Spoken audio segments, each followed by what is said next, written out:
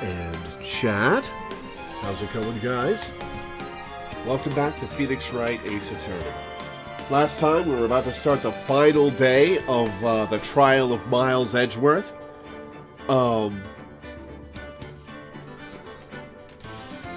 It's going to be interesting to see how we solve this. Why did I try to pick up my PS5 controller? Come on. Alright, let's get back to it.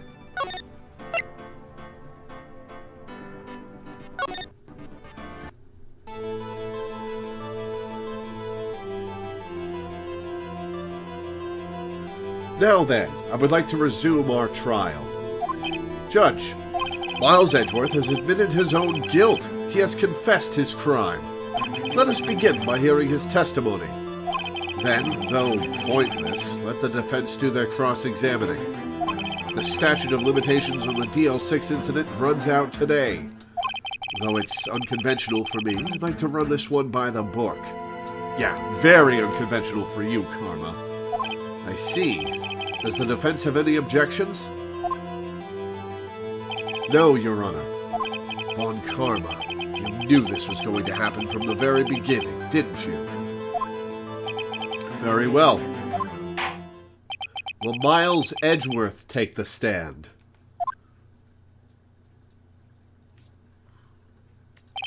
Will the witness state his name and profession?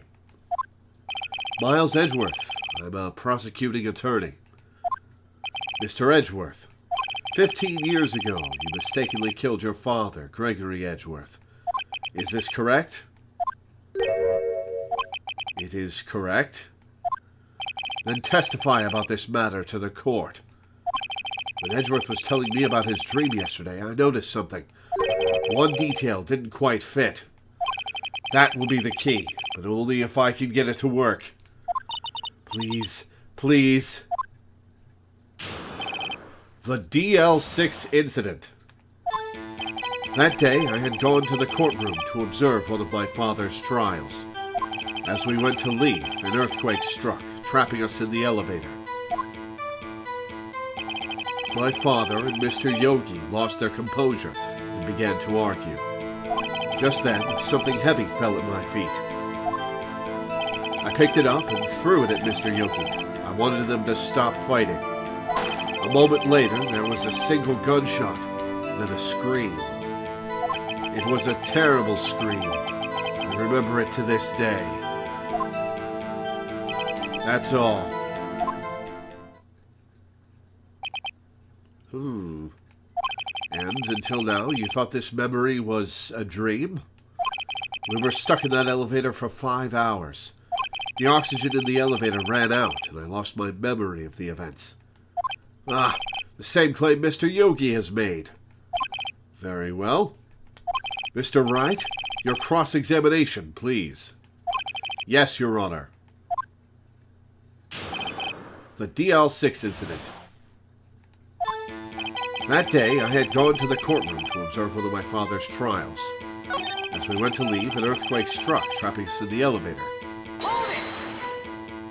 So, there were 3 people, including yourself, trapped in that elevator?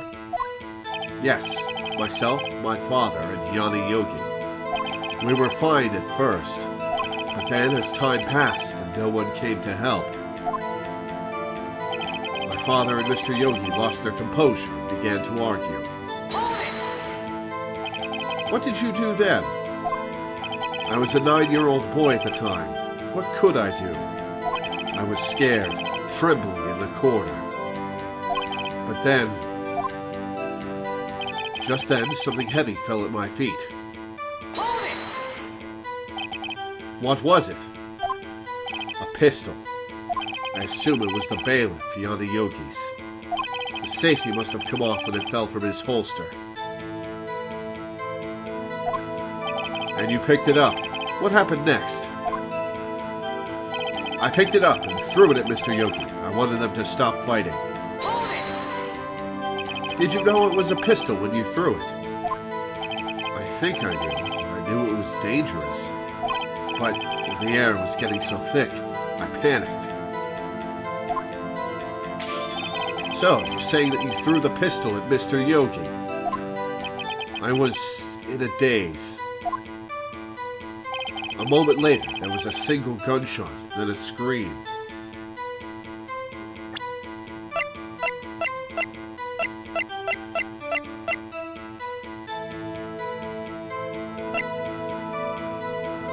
Okay. It was found on scene. One bullet was found in heart. The murder weapon was fired twice. Objection! Are you sure you only heard one gunshot? Yes, I'm sure of that. I heard the shot and the scream. Then everything faded. I was unconscious until the rescuers came. I see. No, Your Honor, unfortunately, you don't. Look at this file one more time. This plainly contradicts the witness's testimony. You do enjoy dragging out that file, don't you? Well, it's all I have left because of you. I don't accept this evidence, unless you can tell us what page it's on.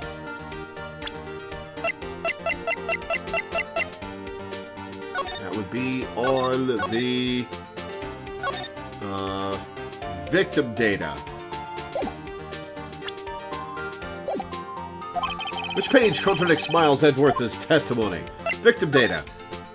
Look at the victim data in this file. It says it quite plainly. The murder weapon was fired twice. Miles Edgeworth only heard one gunshot. Yet the murder weapon was fired twice. The first shot was the accidental firing when the pistol was thrown. So, who fired the remaining shot?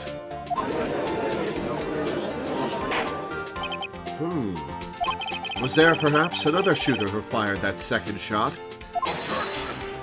Your Honor, as I'm sure you're aware, this incident occurred 15 years ago. The evidence is dated. The pistol did fire twice. However, we do not know when that second shot was fired. It might have been fired the day before the incident. There is no proof that the second shot had anything to do with this incident.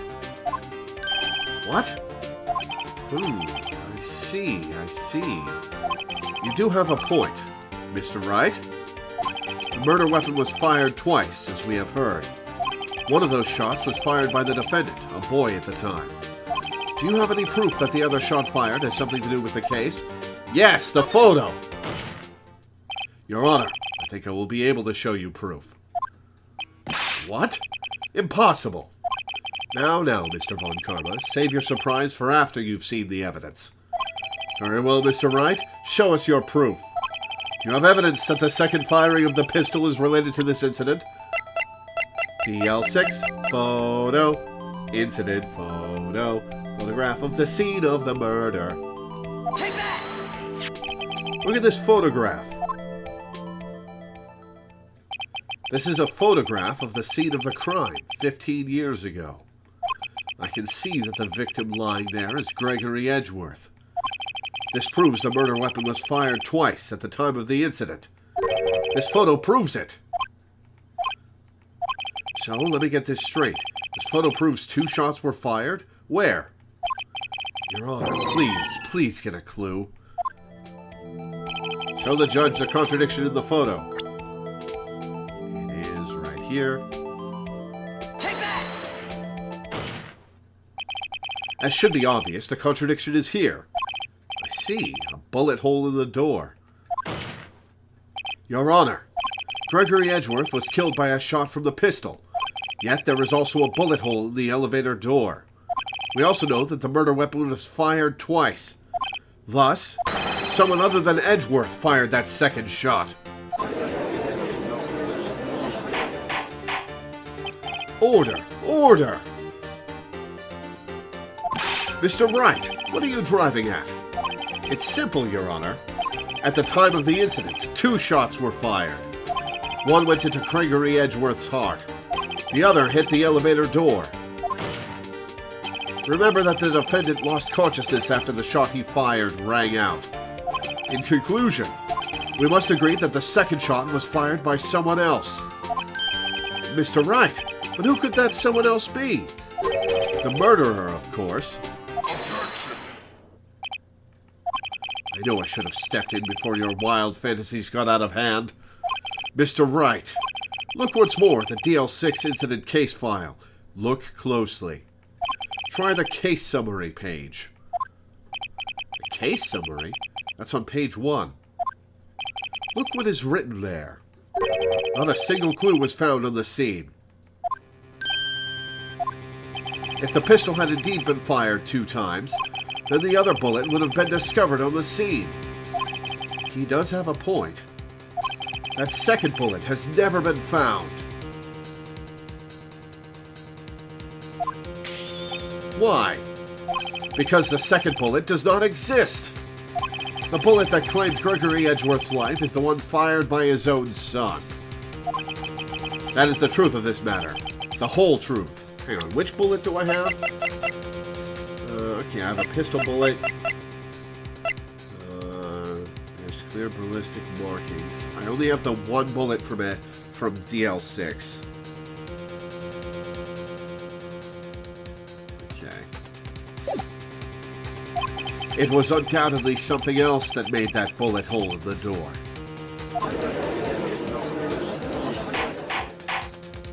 Order! I will have order! You're back. If you could pause, that'd be good. Okay. I'm pausing for the patron who picked this game. So, hang on a sec, guys.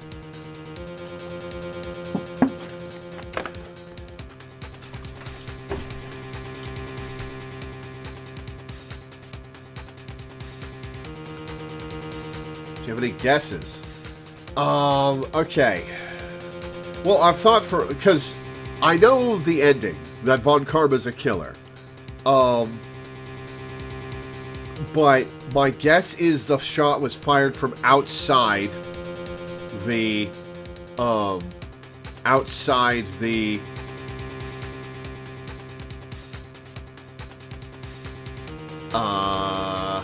elevator. Back now. Good. Okay. Order. I will have order. Mr. Wright has proven one thing to us quite clearly. That the murder weapon was fired twice at the time of the incident. However, as Mr. Von Karma says, the second bullet fired was not found. It is highly unlikely that the police merely overlooked this second bullet. So, all we have is the single bullet fired. I'm afraid I have to discount the defense's claim. I praise the judge for his wisdom in this matter. How did this happen? I don't believe that the second bullet didn't exist. Von Karma has it. Was I wrong? Have I been wrong about this whole incident? What are you doing, Nick? Why aren't you raising an objection? Sorry, Maya. What? It looks like I was wrong. Nick? If the second bullet wasn't there, then all my conjectures are for nothing. No. But you said you'd do it, Nick. You said you'd get Edgeworth declared innocent. I'm sorry. It's just, when I saw the photograph, I thought that 2 shots had been fired. I was so certain of it.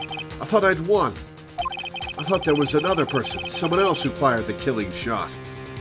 But now, I was wrong to think it could be that simple. This case has stood unsolved for 15 years. Nick. Well, it seems that we have finally cleared up this incident. Only one bullet was found at the scene of the crime.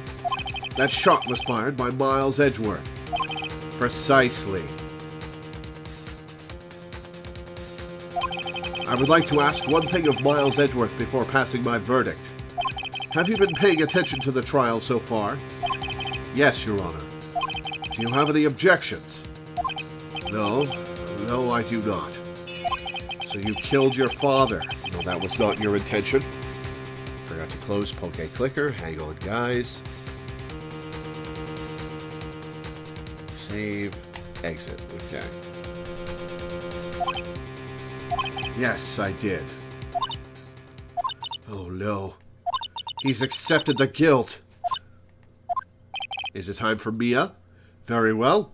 The statute of limitations on the murder of Gregory Edgeworth runs out today. Therefore, I must pronounce a verdict on the defendant today, right here. Right now. Indeed. Does anyone have any objections? I've been here before. It's just like my first day in court. There are so many things I know or I should be saying. But my mind's gone blank. I can't find the words. Mr. Wright, I have an objection. Objection! Your Honor. I object.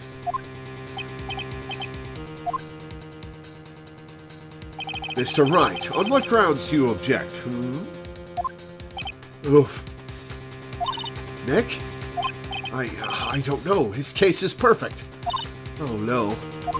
Ah! It must exist. The second bullet. What? What did you just say? Nothing. The second bullet must exist? But where? Someone took it. It seems waiting is not going to produce us any answers from Mr. Wright. Wait, Your Honor. The second bullet. It existed. What? But we've just heard proof that it did not exist. No, you haven't. I've realized that, Your Honor. I'm really grasping here. It's just someone took it from the scene of the crime. That's what happened. But who? The murderer. Objection! The murderer? Then tell us, just who is this murderer? I'm still thinking about that one. So the criminal took the second bullet? But why? Huh? First of all, how would they have found it? It's not easy to find a stray bullet, Mr. Wright. Was there some pressing need for the murderer to search for that bullet? The murderer had to find it. Of course there was a need. That's why they took it. What possible reason could they have had? Well, the reason the murderer took the bullet away from the scene with them is...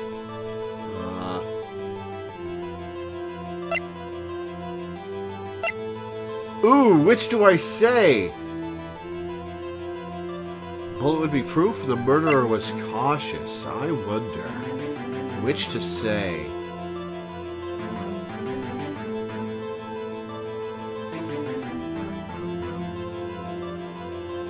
Ooh, okay. I'm leaning towards the murderer was cautious. Leaning towards the murderer was cautious.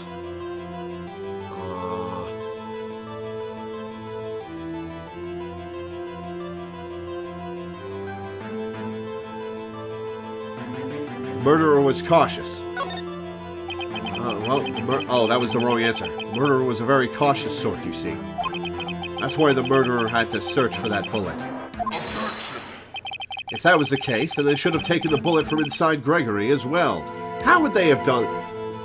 No, because that was proof for Edgeworth or Yogi had killed him. Huh? Why would they only take one of the two shots fired? All right, Mr. Wright, have you really thought this through? I'm going to have to penalize you. This isn't going so well. There's some pressing need for the murderer to search for that bullet. The murderer had to find it.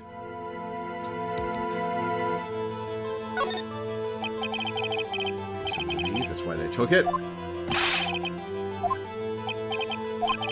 So the murderer took the bullet. The bullet would be proof. Maybe they thought that the bullet would be used as proof? Proof? It was a special bullet, so they took it with them. Oh, come on, Phoenix! If that was the case, then they should have taken the bullet from inside Gregory as well.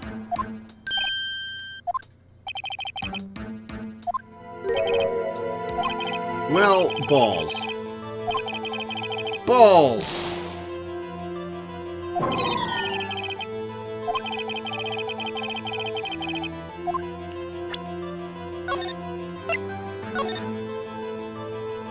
Alright, saving a new slot. Murderer didn't need it. Why would the murderer have spent the time to look for that stray bullet? I haven't got a clue. What's wrong, Mr. Wright? The murderer had no reason to take that bullet. You don't want to admit it, but it's true. You admitting there was a bullet? Had to take it. Murderer had to take it? What does that mean? That was the murderer's bullet. The bullet of the murderer. The bullet especially for the murderer. You're thinking too normal. Think crazy. Don't think why the bullet was taken. Think why the bullet had to be taken. Mr. Wright? Yes, Your Honor. I have no idea what I'm doing. Well, the murderer had no intention of taking the bullet from the scene. But, the murderer had to take that bullet. Had to, Mr. Wright? What do you mean? Oh! Wait! Did Edgeworth did the bullet from inside the elevator shoot Von Karma through the window? And Von Karma took the bullet with him because it was lodged in his chest? Well, for instance. For instance what? Maybe the bullet, hit the murderer? The bullet hit the murderer? Just saying, for instance. I mean, if it hit you, you would have to take it with you, wouldn't you? It's not like you could perform surgery right there. You know? Wait a second. I was just talking off the top of my head, but what if that's really what happened? Let me get this straight. So at the time of the murderer themselves was shot, and they left with the second bullet still inside of them, thus leaving only one bullet at the scene of the crime. Yes, I guess that's how it would work, yes. But there's a problem with that. The other two people rescued from that elevator, Miles Edgeworth and Yanni Yogi, were both unharmed. So that would mean the murderer came from outside, yes.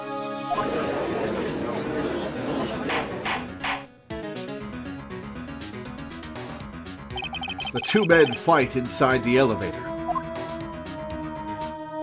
Trying to stop them, the boy picks up the pistol at his feet and throws it. The pistol discharges, and the bullet goes through the elevator door and hits the murderer outside. The boy loses consciousness. Then the murderer opens the elevator door and sees the men inside.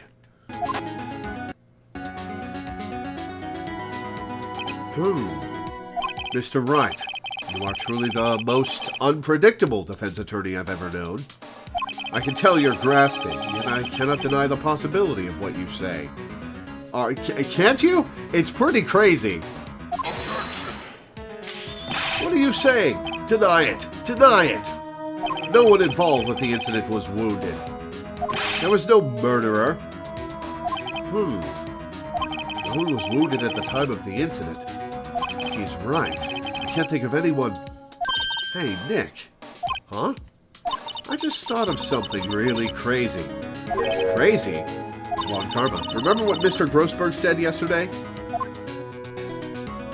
Gregory Edgeworth dealt a blow to his perfect trial record. Wow. It must have been quite a shock for Von Karma.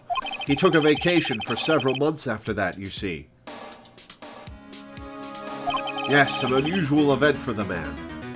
That was the first and the last vacation he's taken in his many years of prosecuting.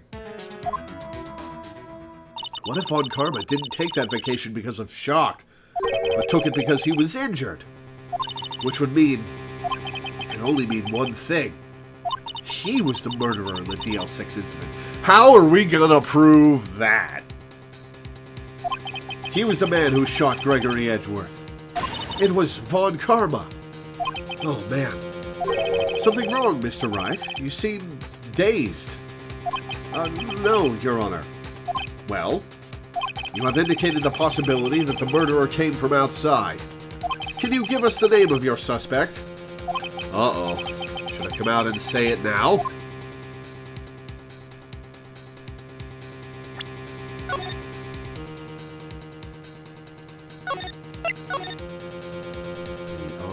Save.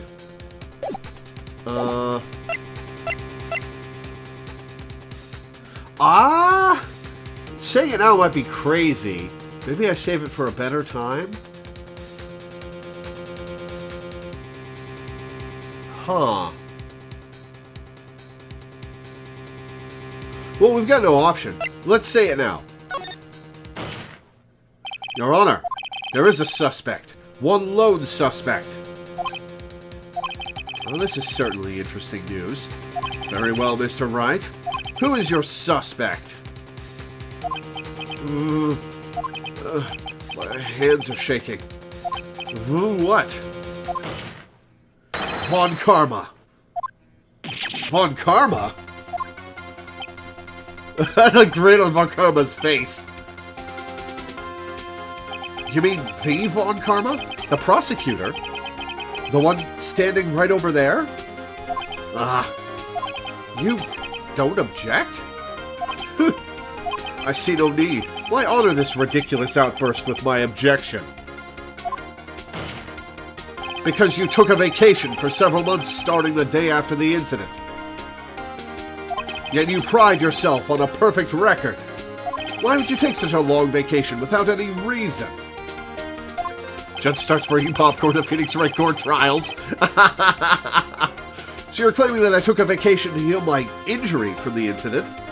Fascinating. Prove it. I would have needed surgery, though. Where did I go under the knife at, Mr. Wright? Bring the doctor that operated on me. Have him testify. Nick, let's find out who his doctor is. It's no use. Edgeworth? I know Von Karma. Perhaps too well. He's perfect. Oh, he's still got the bullet in his body! He wouldn't leave clues. He probably didn't undergo surgery. That would leave a doctor as a witness. Nobody's that perfect. So what, Nick? Did Von Karma pull the bullet out by himself? That's insane! No, he couldn't have. You can't just pull bullets out of yourself. Wait, what does that mean? That bullet has to be somewhere, but where? Well, Mr. Wright, can you produce evidence to prove that I was shot?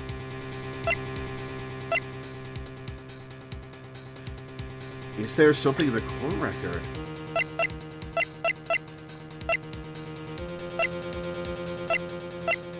Aha! The metal detector! That's why I still have it!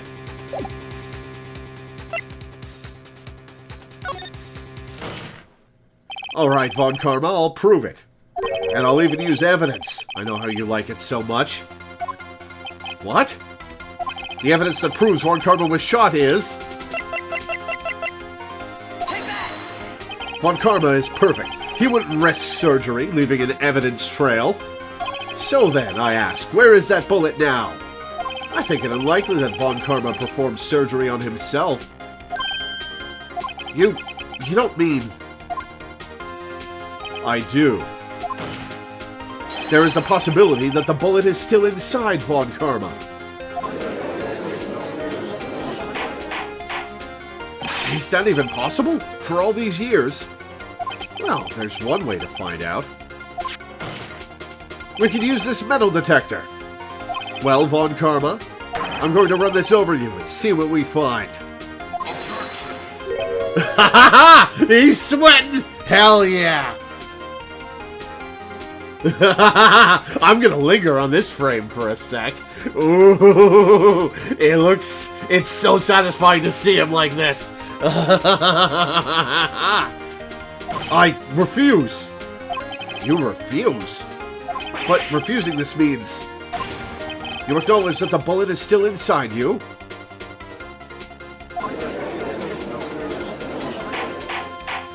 Order! Order! Order! Your Honor, the defense requests that we be allowed to use the metal detector. Judge, I call for a suspension of this trial. This is an invasion of privacy. The statute of limitations runs out on this case today. It was you who said we had to end it right here, right now. Enough. I permit the use of the metal detector. Mr. Von Karma, you will submit yourself to testing. Nick, what does this mean? I don't know, but we have to give it a shot. Just like the shot that hit Von Karma.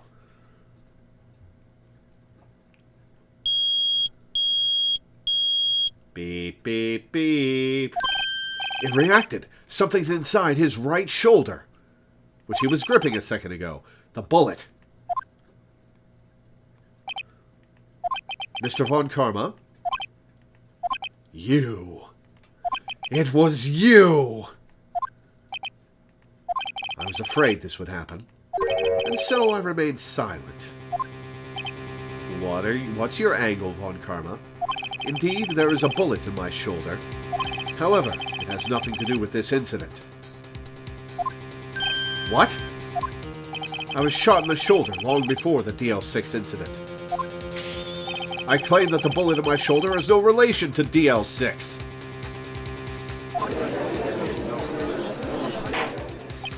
But, Mr. Von Karma, can you prove that? Prove? I have no obligation to prove anything. It is Mr. Wright who must prove something here. Not I. Mr. Wright? Well, can you prove it? Can you prove that the bullet in Von Karma's shoulder was from DL6? Of course he can't. You don't have any of the DL6 evidence. That's because you took it out of the records room yesterday. With no proof, you cannot convict me of any crime.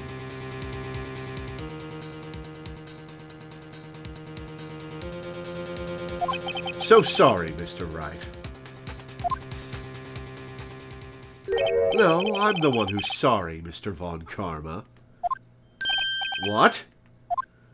You were close, one day away from freedom. But you see, I have proof. What? Who would have thought you would dig your own grave trying to convict Edgeworth? I can link that bullet in your shoulder to the DL6 incident. And here's my final proof.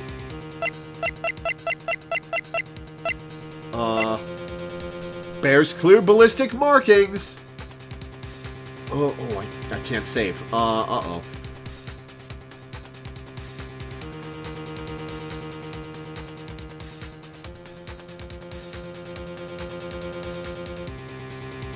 Use the badge?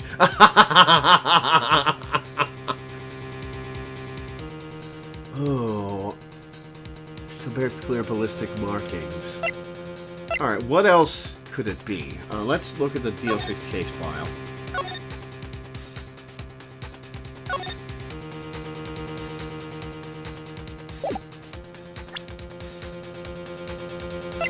Can't be Polly.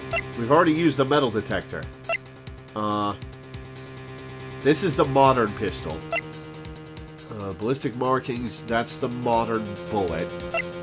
Gourd Lake we don't need.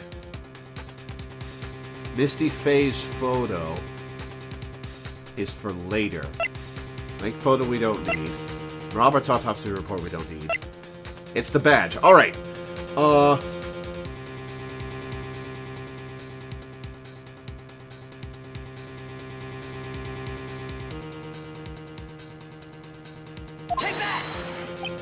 That's a bullet?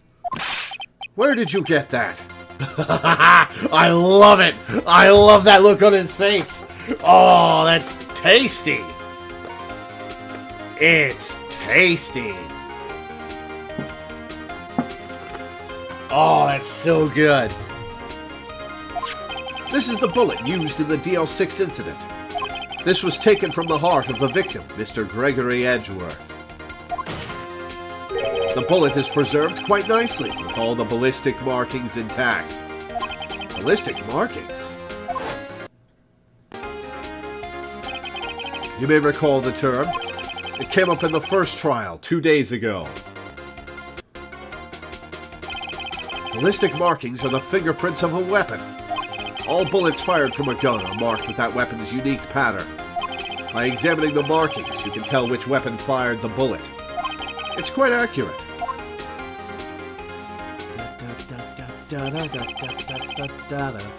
We have 2 bullets in our possession. One, the bullet removed from Gregory Edgeworth's heart. The other, Mr. Von Karma, is the bullet buried in your shoulder. We could analyze both bullets. Then, if the markings matched, we would know that both bullets had been fired from the same gun.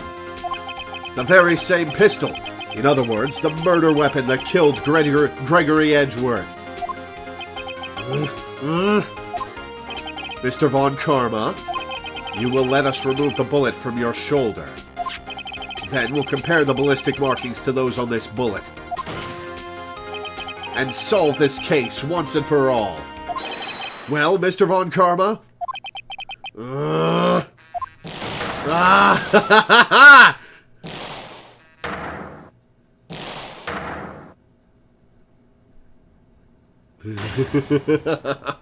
That scream. Oh, it's this. That's who screamed. I've heard that scream before. Wait. I know. Help! I can't breathe! Quiet! I said quiet! You're not making this any easier. Stop breathing my air. I'll stop you. Stop breathing my air! Get away. Get away from my father.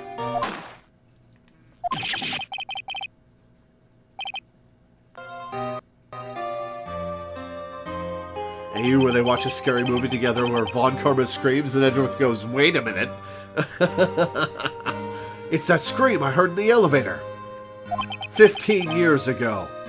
Von Karma, it was you who screamed. Mr. Von Karma? Edgeworth! Edgeworth! Only you would dare defy me! So it was you.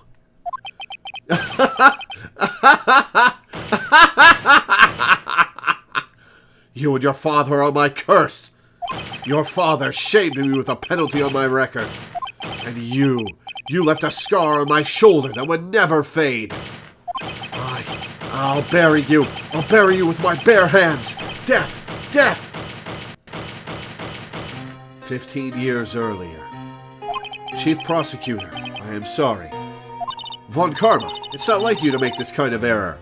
I never would have thought that Edgeworth would be the one to catch you. I was careless. I'm sorry, but you will have to be penalized. I've covered for you in the past, but not this time. Edgeworth! It was a shock like none I had ever known. Me? Penalized? It took hours for me to regain my composure. Suddenly, I found myself in the darkness. I was in the court records room. I must have wandered in there without thinking where I was going. The room was pitch black. The lights must have gone out.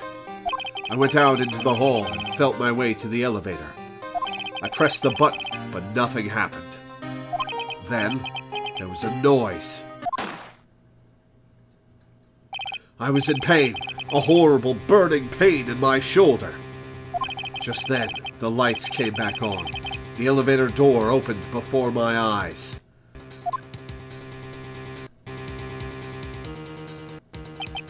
I saw 3 people inside, all lying unconscious from oxygen deprivation.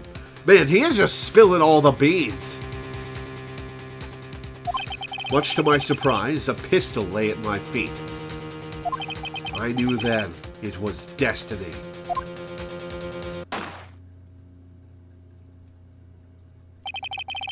In his last moments, Gregory Edgeworth was still unconscious. He died, never knowing who had shot him. Later, he spoke through a medium, blaming Mr. Yogi. He was fooled. It was the perfect crime.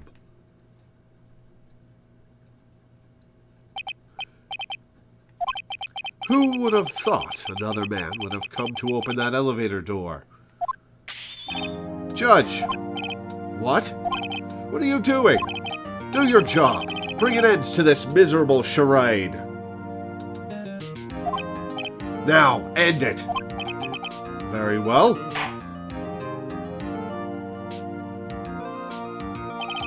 It appears that we have come a very long way to the end of this maze. 15 years later. Mr. Miles Edgeworth? Yes, Your Honor. You were innocent. You are innocent.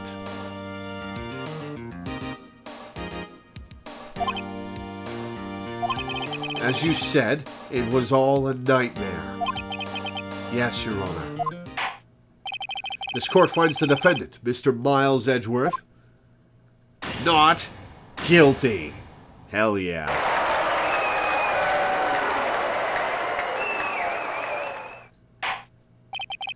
That is all. This court is adjourned. Man, Phoenix? God. After taking down, like, Red White is nothing compared to taking down the invincible Von Karma.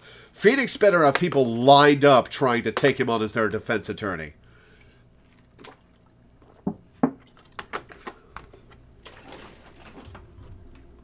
December 28th, 5:38 p.m. District Court, Defendant Lobby Number 2.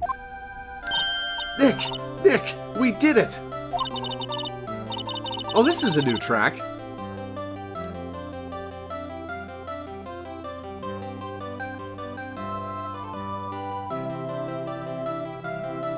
Did you see his face? Von Karma looked even paler than usual. He's pretending to be all cool, but inside you crushed him, Nick. Crushed! I gotta say, I'm impressed. It was pretty close, though. I was sure we'd had it. I know, I was on the verge of tears the whole time myself. But now it's all just a good memory. So, it's finally over, Edgeworth. Oh, this played at the end of the previous chapters? My bad. Right. Yeah? Say thank you. I'm not sure how to say this. Just say thank you. I know. Try thank you. I see.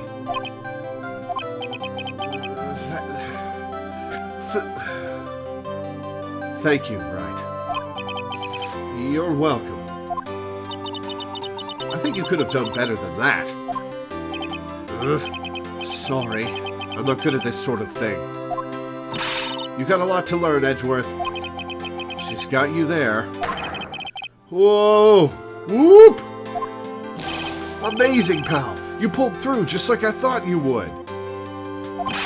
I'll never forget this. I owe you one, pal. And tonight, let's party. Dinner's on me. Hell yeah. Yeah, my salary went down a bit this month. But who cares? See, Mr. Edgeworth? You should take a lesson from Detective Gumshoe. Also, Edgeworth should be paying for it because he's much richer than Gumshoe. That's how you say thank you. I see. Whoop!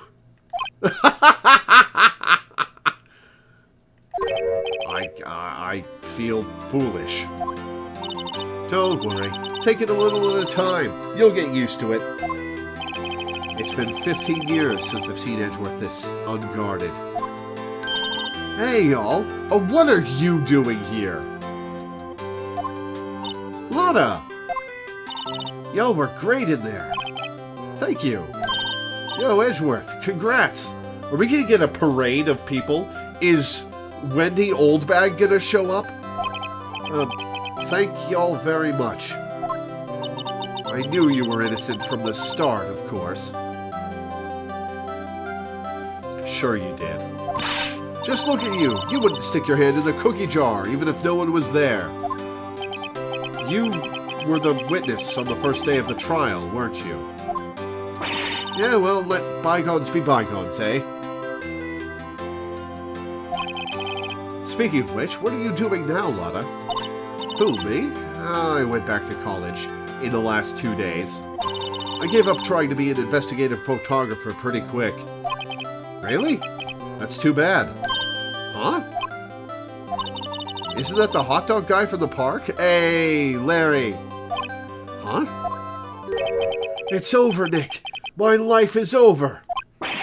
Why the sad face, Larry? What happened now? Oh, Beyonce broke up with him.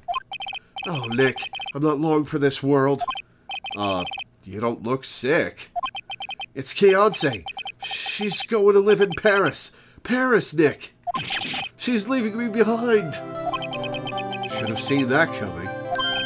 Yo, Edgy, there you are. Do you want to go out? Yes, here I am. Congrats, Edgy. Here, a little gift from me in celebration.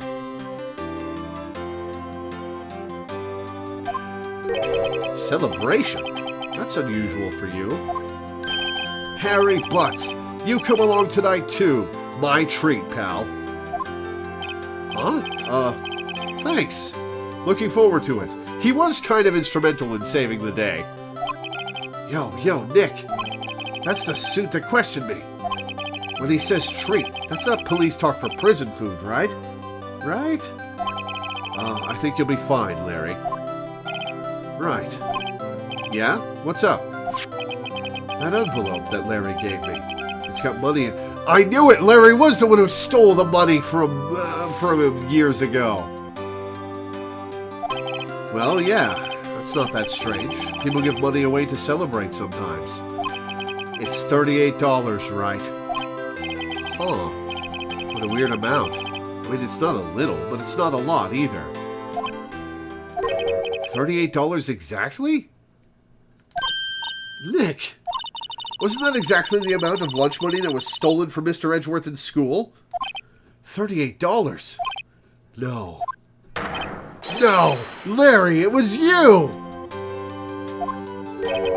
What are you so surprised about, right? Huh? If something smells, it's usually the butts. Larry was absent that day from school, right? But that doesn't automatically rule him out as a suspect. What?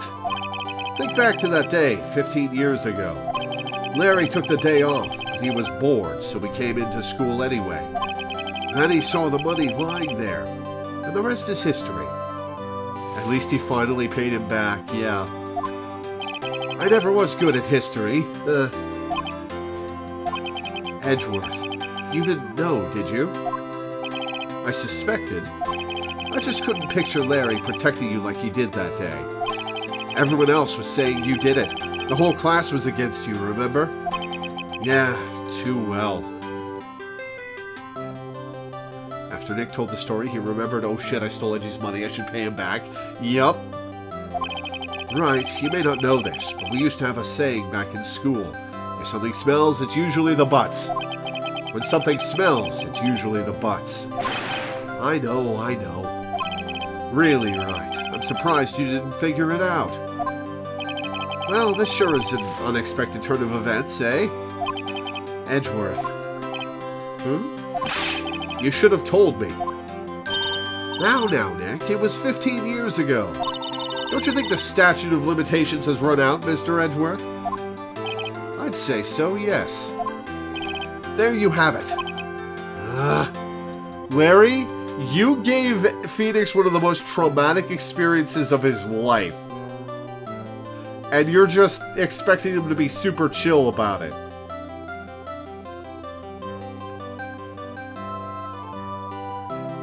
Larry stole the lunch money that sparked Phoenix's tragic backstory and caused the entire game.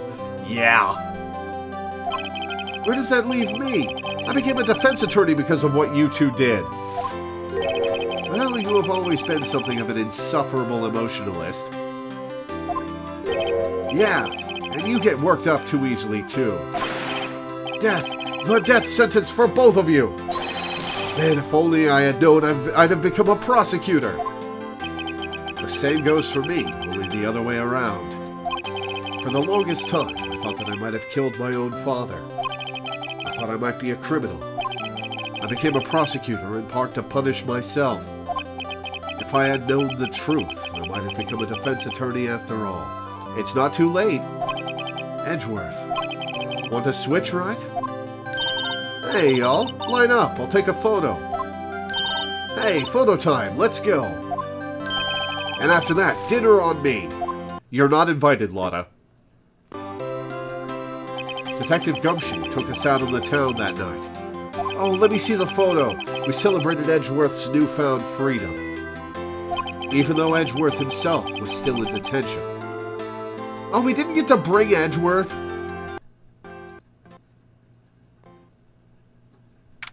December 29th, 5:02 a.m., Wright and Company Law Offices. Whoa, I went a little overboard yesterday. My head hurts. How drunk did you get, Phoenix? Huh? It's still only 5 o'clock. Maybe I should go back to sleep. Huh? What's this? A letter?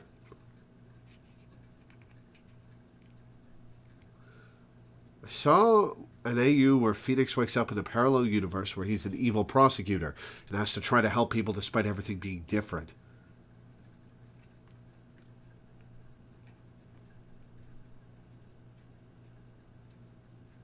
That would be interesting. That's Star Trek Mirror Universe stuff. What's this? A letter? Good morning, Nick. Oh no, did Maya leave? You were really impressive yesterday.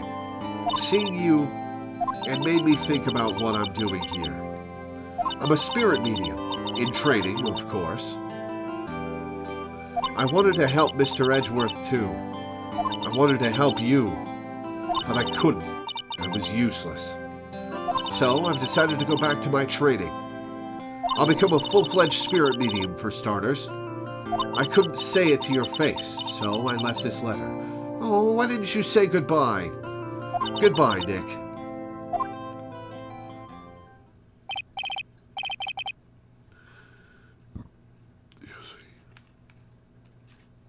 Goodbye? What time is it? Catch her before she goes, Phoenix.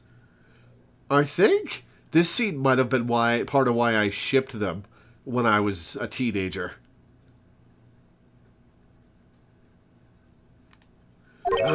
The first trains for the mountains have already left. To the station.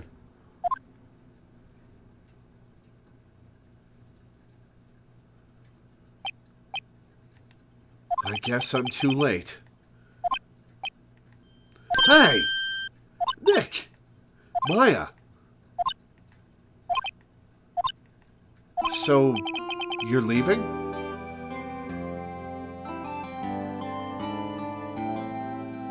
Yeah, like, when I was a teenager, I didn't think there was anything wrong with a 17-year-old dating a 23-year-old, because I was like 19 when I played this game, and I didn't know any better. I don't think I was even that old. But now that I'm an older guy, that would be a little bit of a creepy relationship on Phoenix's part. But hey, what if they get together in 5 years? Maybe that would be cool. So, you're leaving? Yeah. It's hard being a spirit medium who can't talk to spirits.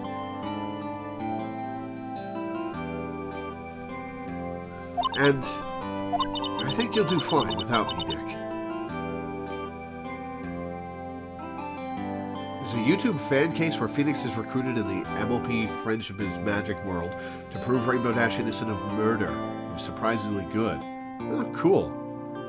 I think you'll do fine without me, Nick. Be good, okay?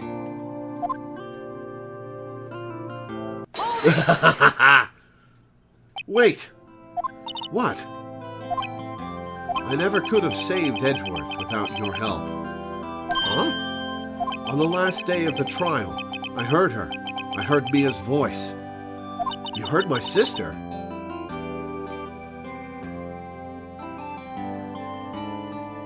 Yes, only her voice, but still. It was at the very end when I thought we'd lost everything. Well, that's my sister for you. Detective Gumshoe helped, and Mr. Grossberg, and even Larry. I'm the only one who couldn't help. I was useless, Nick.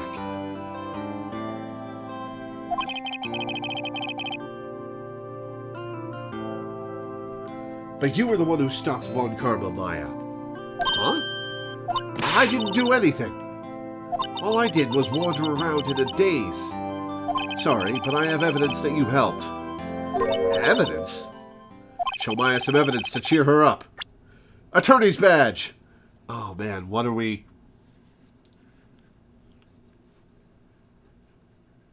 What are we going to use? Okay. Do we finally show somebody the attorney's badge? No, that can't be it.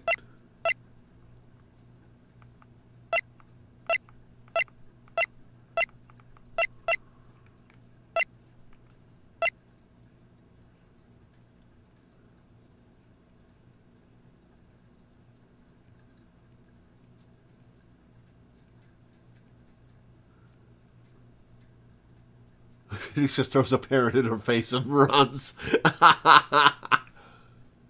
Want the answer to this one?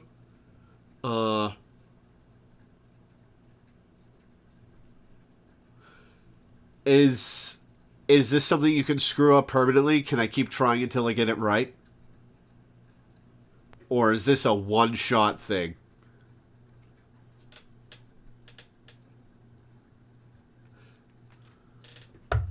I'm not going to pick the parrot. I know it's not the parrot. It's one shot. Ooh.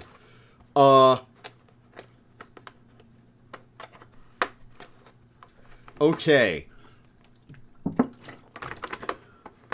We need to reload. It's a one shot. Well, I can't save now. Oh, man. Okay. All right. Well, I'm going to guess. I'm going to think it through and guess, and then I want you to tell me the answer after I do so. All right.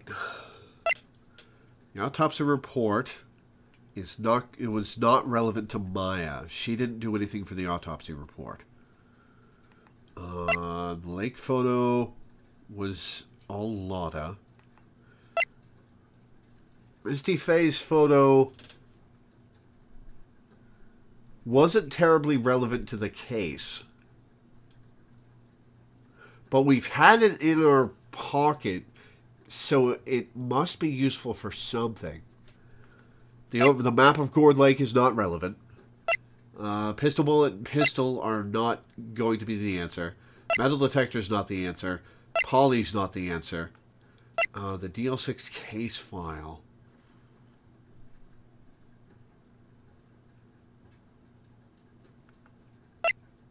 Photograph of the scene of the murder. And... Oh! Right. She grabbed the bullet.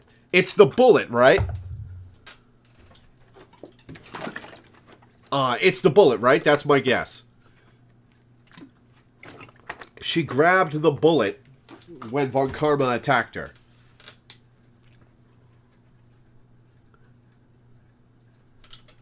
That's correct. Excellent. All right, Maya. Bullet. Take that! A bullet? Von Karma was convinced he had taken all of the evidence pertaining to DL6. But you were the one who rescued the last piece of evidence we needed. This was the bullet that put an end to Von Karma. And you were the one who gave it to me. Nick. Thanks, Maya. I couldn't have done it without you. I'll be back soon. Huh? I'm going to complete my training and come back. Okay, I'll be waiting. Hell yeah. Of course you will. You can't run that office by yourself. You're hopeless. I don't know about that.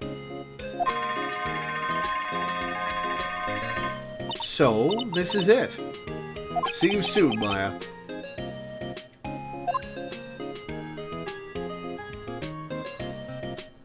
Oh, bye. Thanks, Nick.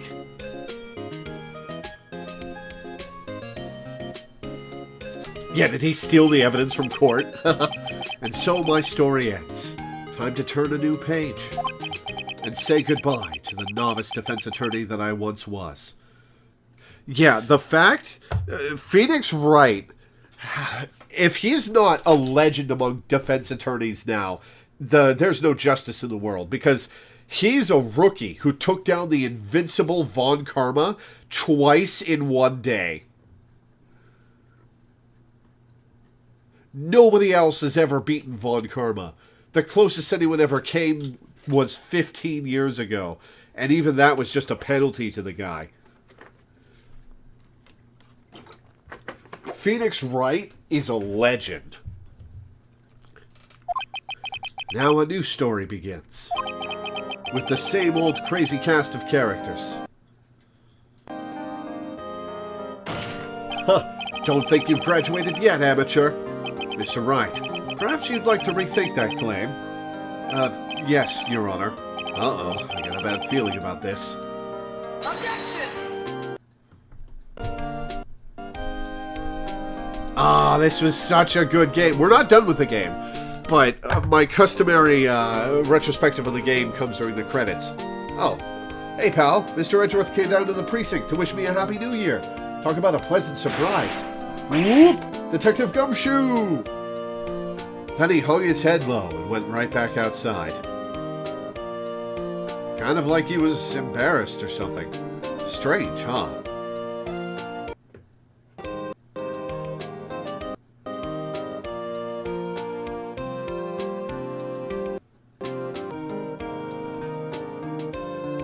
Huh? Nick? Nah, haven't seen him lately. Who, me? I've been working at a cheese shop. That Missy's a nice lady. She's not exactly what you'd call a cheap date. Huh? Oh, she's in Hawaii right now, yeah. Man, Larry pulls way above his weight class. They never stick around with him, but he gets dates from people way out of his league. Who, right? Yeah, I remember him. I hear he's been busy lately. You know, not to ring my own bell, but I sort of taught him everything he knows. I'm sure he's grateful. Shut up, Payne.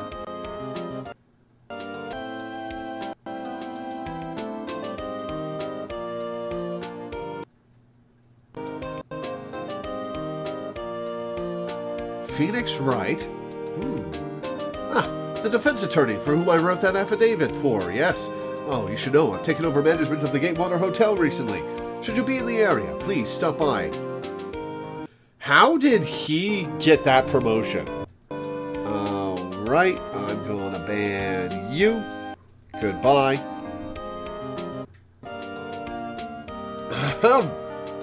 Oh, it's you. Phoenix Wright? Yes, me his understudy, was he not? I wonder how he's doing. Haven't seen him of late. The days of my youth. Like the scent of fresh lemon, you see.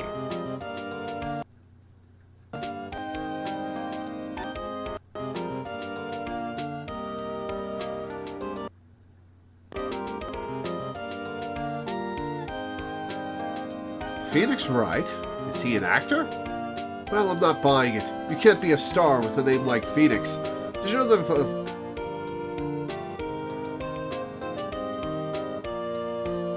Alright, well, even I couldn't read that fast.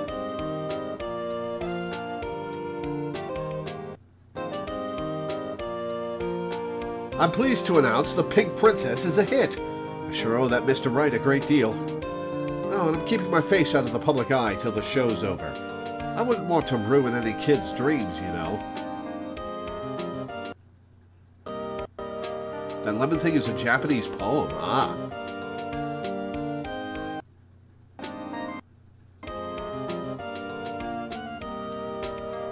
Oh, I got a letter from Maya the other day. It sounds like she caught a cold standing under a waterfall. I wanted to visit, but didn't have time, so I sent her some Pink Princess trading cards. She says she can't buy them where she is. What kind of place is she living at, anyway? Oh, it's cutting out for everybody? Alright, after the credits, when I get to a stopping point, I will... Right? Who's that? You want to talk? Let's talk, Pink Princess. Alright. But, you know, I snuck into the studio the other day, and I saw her. The one inside the Pink Princess suit. Ugh, what a dog. It was kind of a shock for a boy of my tender age. Shut up, kid.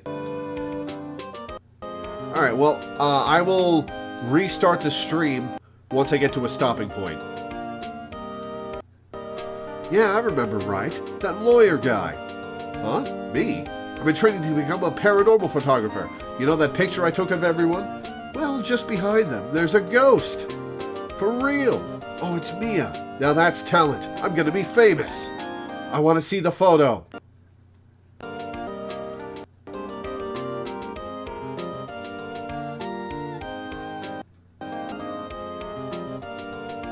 Yep, there's Mia. That's a cute photo.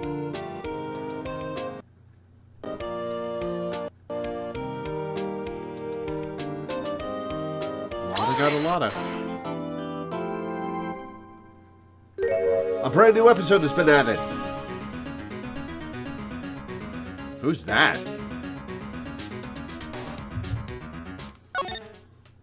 Saving. Save your progress up to this point. Can we pause here to take care of some stuff downstairs? I need to restart the stream anyway. So I will restart the stream, and while we're doing that, let me know when you're back. And when I'm back waiting for you, I'll give my thoughts on the game. Alright, I'll be right back, guys.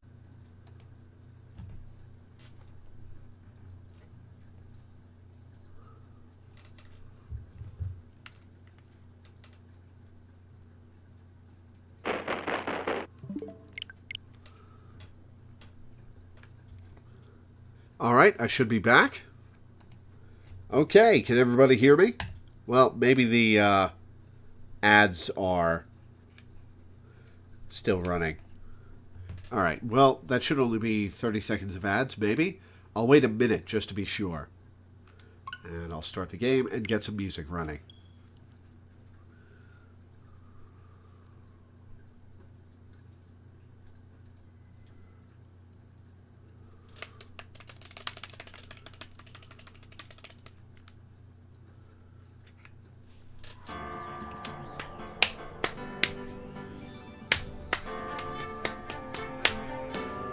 Oh, this is such a good track. Alright, everybody, if you can hear me, tell me when the ads are over.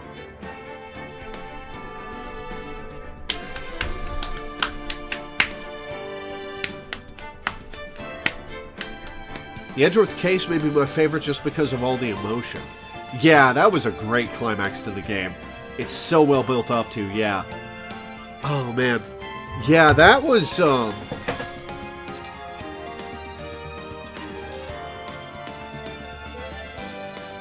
that was just really high quality. You can hear me. Can you hear the game properly without skipping?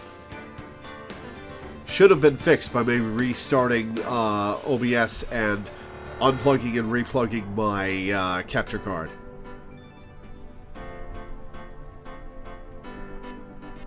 Da, da, da, da, da, da, da, da. Da, da, da, da, da, da, da.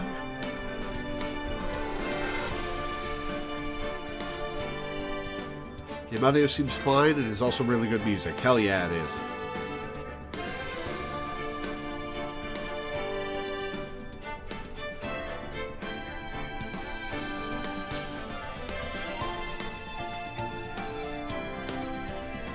Alright, so it went yeah, the third case was the Steel Samurai one.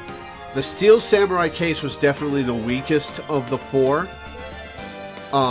Just because of how much back and forth daisy chaining fetch quest there was.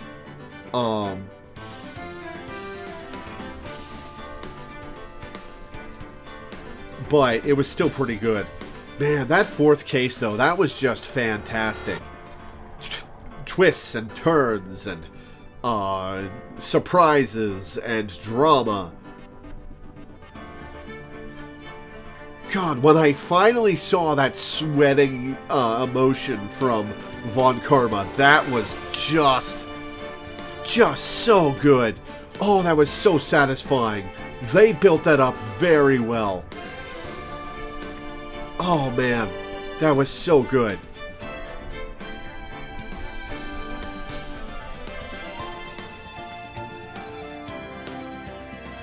That was so good.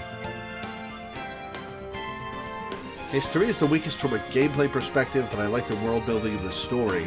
Just all the details about Global Studios. Yeah, the story's pretty good, I guess. Yeah, you're right. But in the end, it is still a game, and having to do something very annoying can override good parts of the experience. Man, if Phoenix Wright isn't a legend among defense attorneys now, there's no justice in the world. And as we all know, there is justice for all.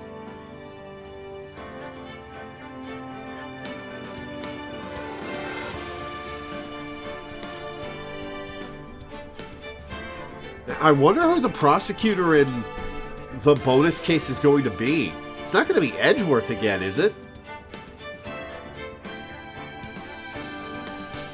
Huh. It's not going to be Francisca von Karma, who is the main prosecutor for the second game. And second game is Trials and Tribulations, and third game is Justice for All, I think? I think.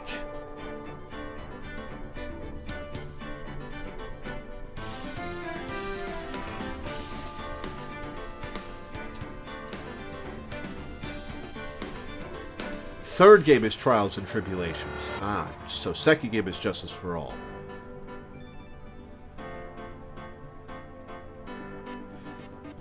Is that the subtitle in Japan too? When you played the game, did it have this trial? Yes, I played on the DS because that was the first time this was released in America. But I did not play the bonus case. I don't know why, but I never got to it. So I am completely blind on the fifth case. Japan, the mainline games are just numbered, no subtitles. Huh. Well, that's kind of a shame. Phoenix Wright Ace Attorney 2 doesn't have quite the panache that Phoenix Wright Ace Attorney Justice for All does.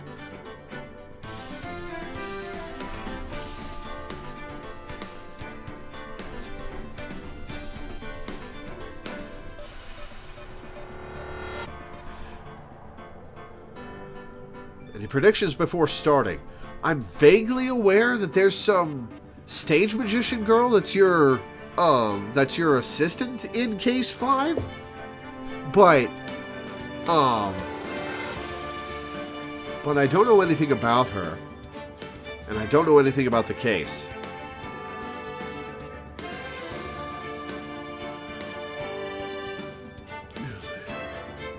For Japan, the collection is called Gyakuten Saiban 123.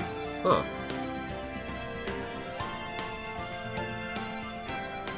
I wonder who the prosecuting attorney is going to be in Case 5. It would be interesting if it was Edgeworth again.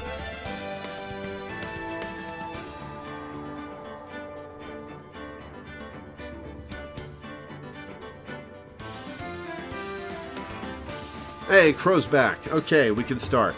Cool. Episode 5, Rise from the Ashes.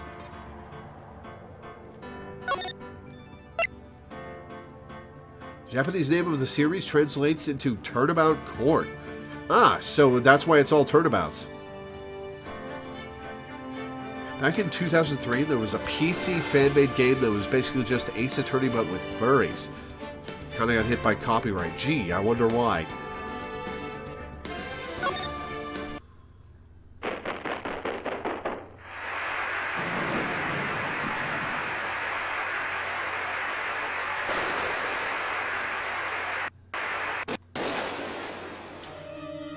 Oh, a knife. Oh, this is very obviously rotoscoped 3D. Two killers. Two killers in different places at the same time.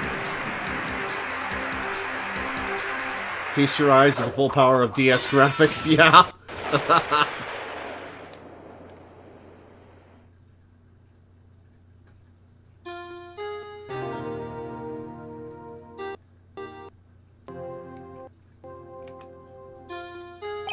It's been 2 months since Maya left the office. 2 months without a single trial. How are people not lined up at your door? I've had offers, but none I took. Oh, okay, people are coming to your door, but you're turning them down? That is, until the day that girl showed up. February 22nd, 10:02 a.m. Wright and Company Law Offices. Why do I come here to the office every day? It's not like I want to work. What's got you so down, Phoenix? Is it from realizing your life is a lie? There you are, finally. Where have you been? My sister's trial is tomorrow. Who are you? It doesn't matter who I am. It only matters who you are. The famous defense attorney, Mia Fey. I hate to break this to you, but Mia is turbo dead. Oh, you're not Mia Fey, are you? I'm sorry, but Miss Mia Fey no longer works here. So you are the coffee boy? I'm Phoenix Wright, a defense attorney. Right. Oh, she's cute with her glasses on. Wait. You're the Phoenix Wright? The Phoenix Wright from the Edgeworth murder case? Yes, that's correct. It wasn't Edgeworth who was murdered, though. That's a relief, then. You're better than nobody. That's a backhanded compliment. All her spirit medium ways, she's medium dead at most. You know what? That's fair. I'm sorry. I'm afraid I'm not taking cases right now. But you are Phoenix Wright, right? The undefeated defense attorney? Look, I'm not accepting any new cases. I'm sorry, but you'll have to try elsewhere. Please, I'm out of time. But, please, you have to help. It's my sister. Oh, comparison to Maya.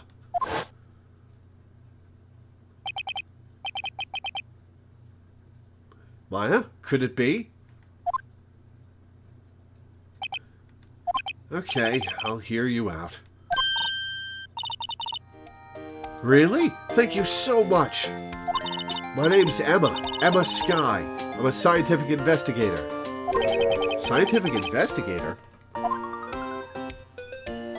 Alright, first we're going to examine Charlie. Mia's plant, Charlie. I've been taking care of him in Maya's absence. Looks like it's cleaning day again at the hotel across the way. I hear they're planning a second branch outside the city. Egads, the bellboy was staring right at me. Well, you are pretty famous, Phoenix.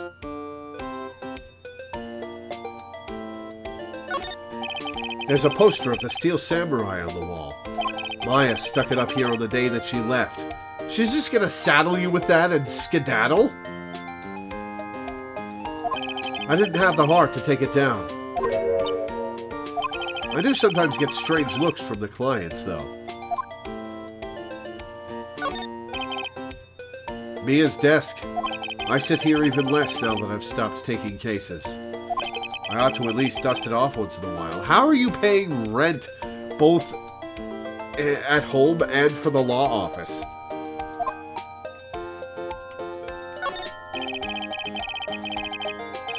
Difficult-looking legal books stand in a formidable row. They mock me. I tried reading one, and it made my head hurt. When I closed it, it slipped out of my hand. Then my foot hurt, too.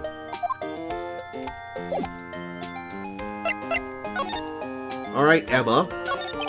Emma, was it? So you're a scientific investigator? Yes, that's right. Is something wrong? No, it's just you seem kind of, jumpy. Or maybe just young? Young? I'll be 16 years old this year. Oh, I see. Wait, only 16?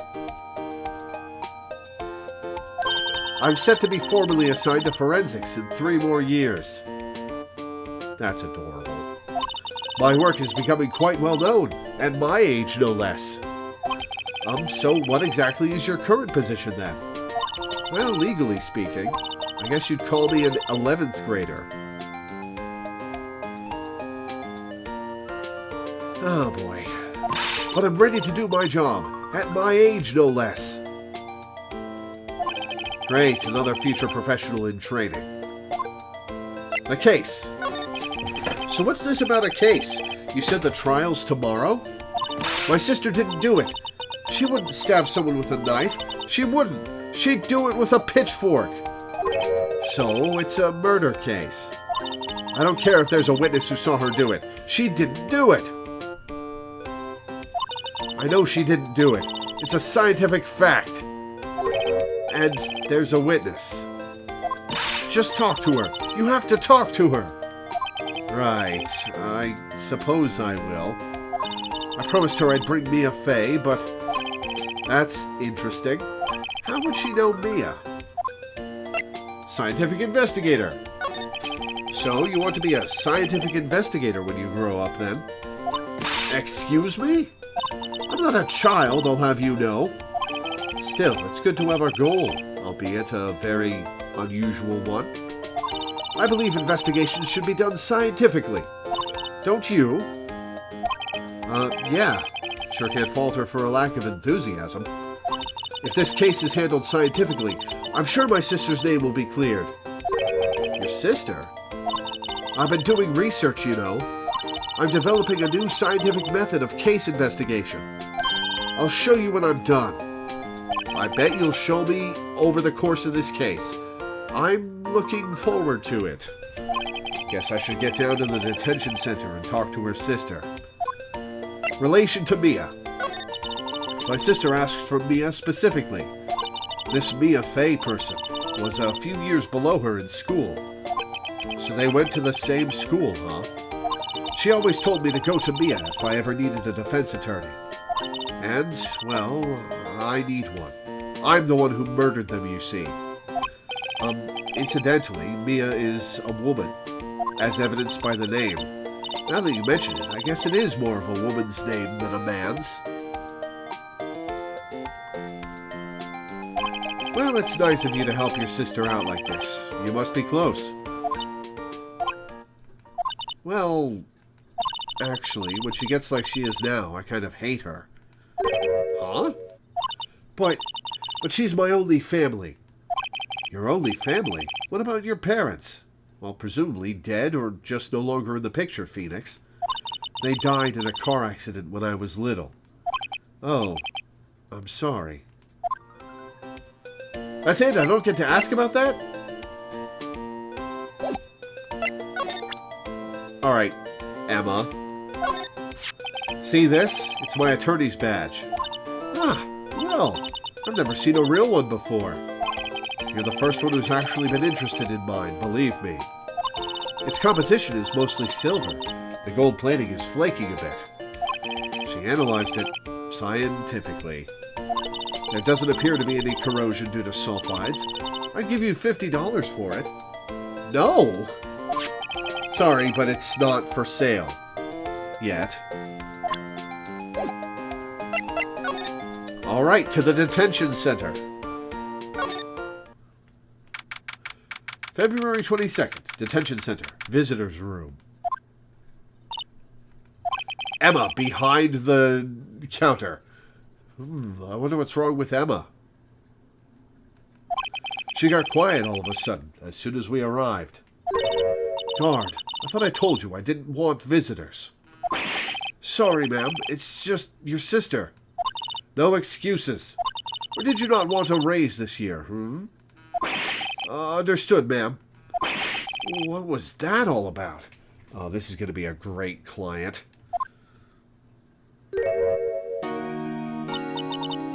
Hi, Lana. Funny. I seem to remember specifically telling you not to come here. Perhaps my memory is failing. Look, I didn't want to come here either, okay? But your trial's tomorrow. You still don't have a defense attorney. I'll be the one in court tomorrow. This has nothing to do with you, Emma. Instead of her turning around, she just moves her hair out of her eyes. Isn't that right, Mr. Wright? Hey, how do you know me? Mia mentioned you. I've heard quite a bit. Yeah? About my successes? I'm sorry, what exactly is it that you do? My name is Lana Sky. I'm chief prosecutor for this district. You're a prosecutor? And a military one, apparently. 2 sisters, one a lawyer. Could this be a coincidence? Emma, Lana. I mean, they're just like... Is something wrong, Mr. Wright? Why does everyone keep making that pun?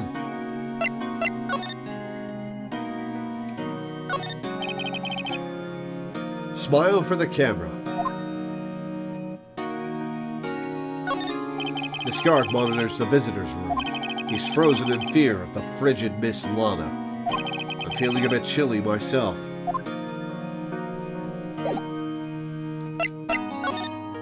The case. There's something you should know from the start. Which is... the suspect in this case has confessed to the crime. Huh? Well, I'm no stranger to that. Wait, but the suspect is... me. I did it. Well, Mr. Wright? Well, why don't you begin by telling me exactly what happened? The crime took place yesterday, February 21st at 5:15 p.m. Man, that actually harkens back to the Steel Samurai case, where, yeah, the mob boss was a mob boss, right? She's an awful person who deserves to be in jail. But the actual killing was pretty clear-cut self-defense. He was attempting to murder her. And so she killed him by accident. Like, she deserves to be in jail for a lot of things, but not for that.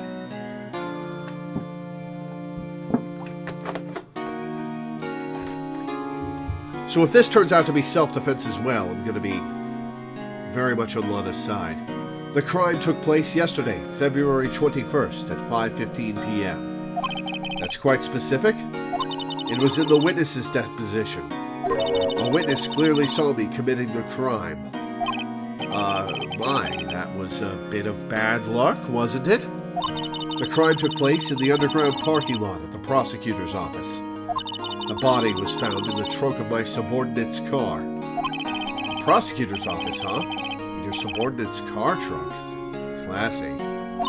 I was arrested on the spot, caught red-handed, as it were. Well, that's just great. Who was the victim? So, who was the victim? An investigator with the police department.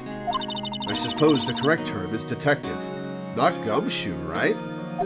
A detective? Death was due to a loss of blood.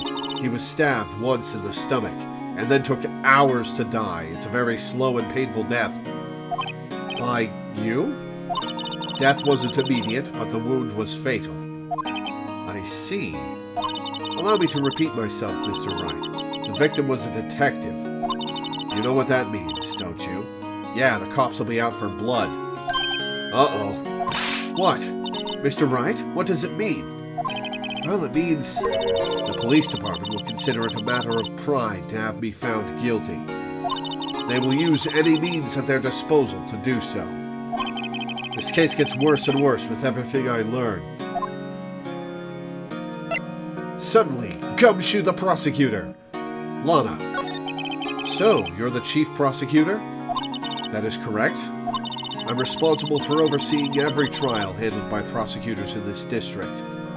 I make sure the prosecutors have what they need to do the job and manage every aspect, including falsified evidence and shit?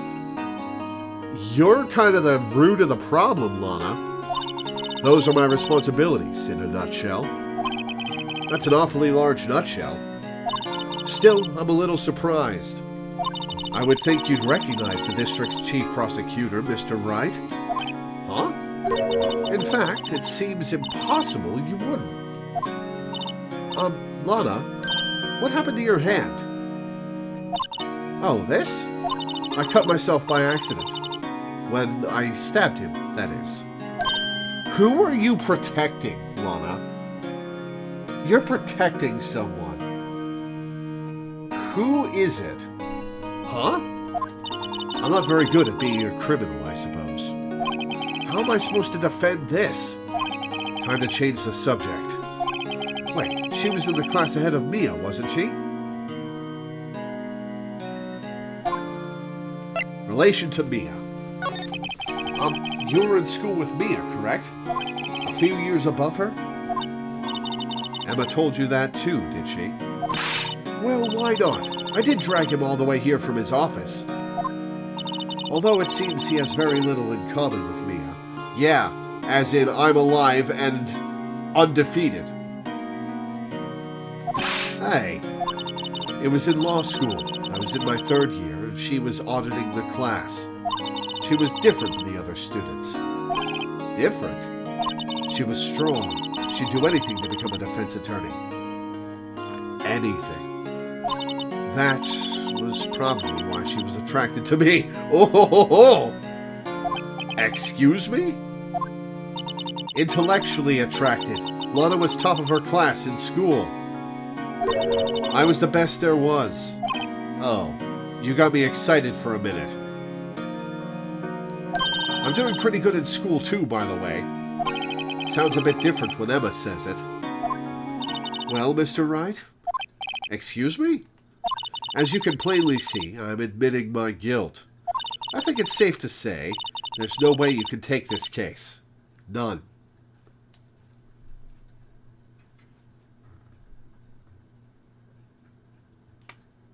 But no, your sister's a lesbian, it's okay. But, Lana... Why? Why are you doing this to me? Oh, that's piercing. You never think of anyone but yourself. I know you didn't do it, Lana. I know. So how can you say you did? If I lose you, I'll be all alone. I hate you, Lana. Is that the first time she said it to you? Mr. Wright? Yes?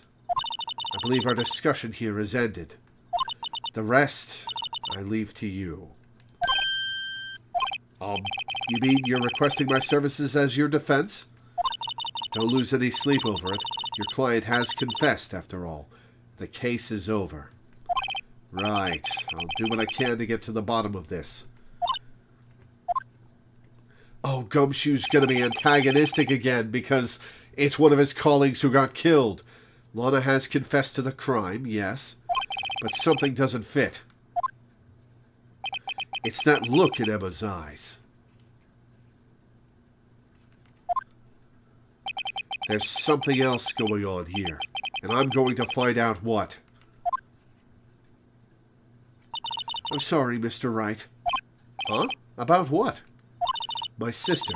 She's not always like that, you know. I just never expected to be defending another prosecutor again. Excuse me.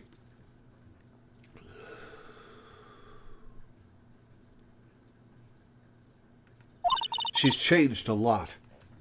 She used to be so gentle, always smiling. Everybody liked her. I see. Sorry, but I'm having trouble imagining that. What happened to her? I don't know for certain myself. I think maybe she... Well, maybe not. Well, Mia died, and it sent her into a depressive slump. Sounds like there's something there that defies a simple scientific explanation. What date did Phoenix's first trial take place on? Was it less than a year ago?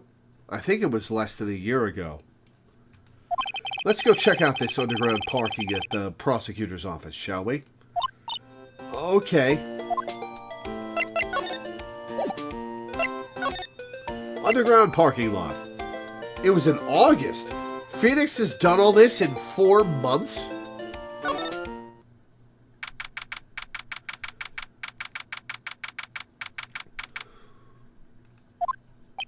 So this is the lot where it all happened. Looks like they're still investigating. Funny that my first visit to the prosecutor's office should be like this. Hey, everyone, keep up the good work. Hey, what are you thinking? Well, they are going to be my coworkers 3 years from now, after all. No harm in saying hello. Actually, there is. You know attorneys aren't supposed to examine crime scenes? I'm trying to not stand out too much here, see? Hey there. You expecting to go unnoticed here, partner? Partner? What the fuck? Excuse me?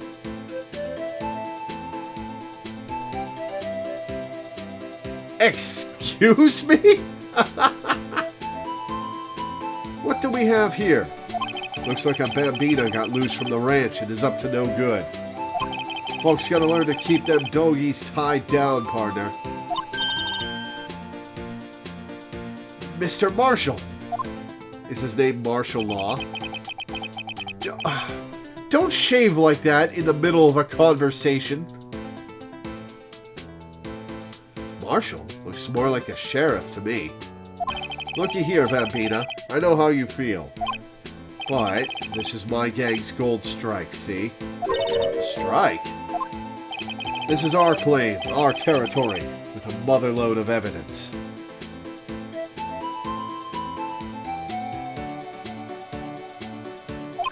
If you're fixing to mess with what's ours, you'll regret it, partner. You know what dreams the cacti out in the desert dream? You want to? What's this guy talking about? Don't get drunk on the job. You head along home now. Happy trails, Bambina. Alright, Gumshoe, come save us. Is that a hombre, a friend of yours? Kind of. Sort of. Yeah, he's a detective. Who thinks he's a sheriff from the Wild West, it seems. We are going to get shut down every time we try to examine something.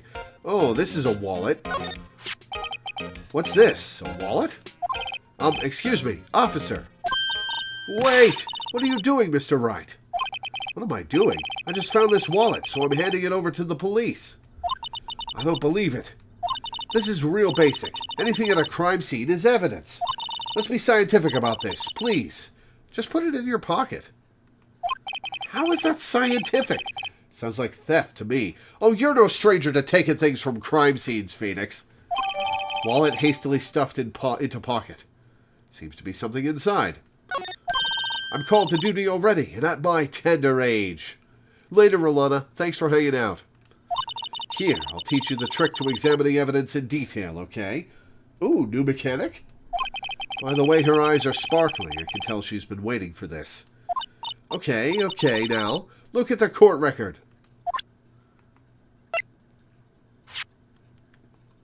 You have to be sure to examine evidence carefully on all sides, with the DS touchscreen.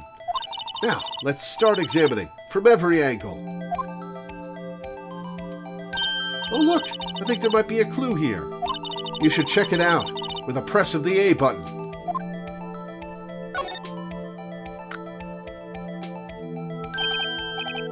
This is an ID card.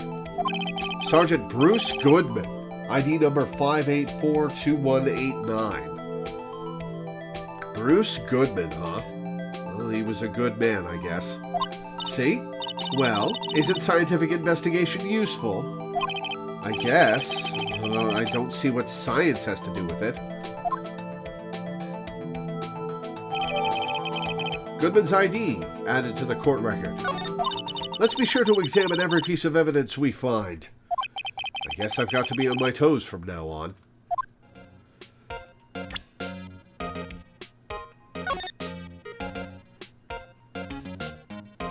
Why is it got a screw?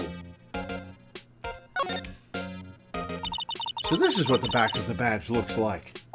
And I always thought it had a safety pin.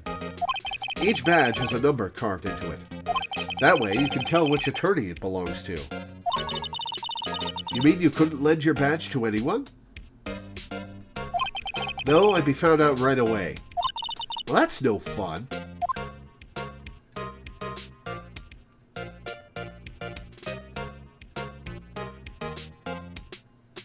And this is a high-res model for the remake.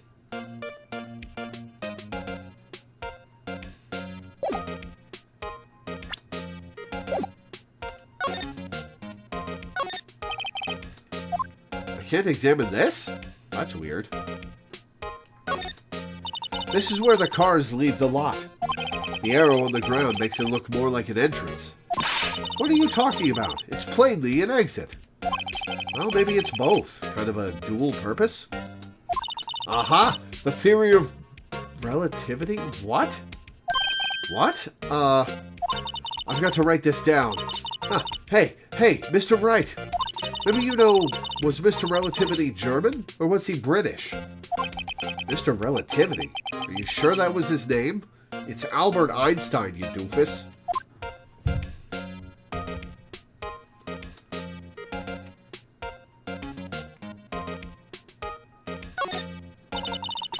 Look, a stylish glass-walled room. Very nice. You can see the whole parking lot from in there. Ever seen anyone examine the badge before? Well, I had to do it. I had to do it as soon as I found the examination function. It says security. Perhaps it's a cafe? Huh? Cafe security. Yeah, that must be it. Let's check it out later. Come on, Emma. I hate to break it to you, but I think that's probably just a security guard office. You know, I scored a 97 on my science test the other day. Too bad they don't have a test for common sense.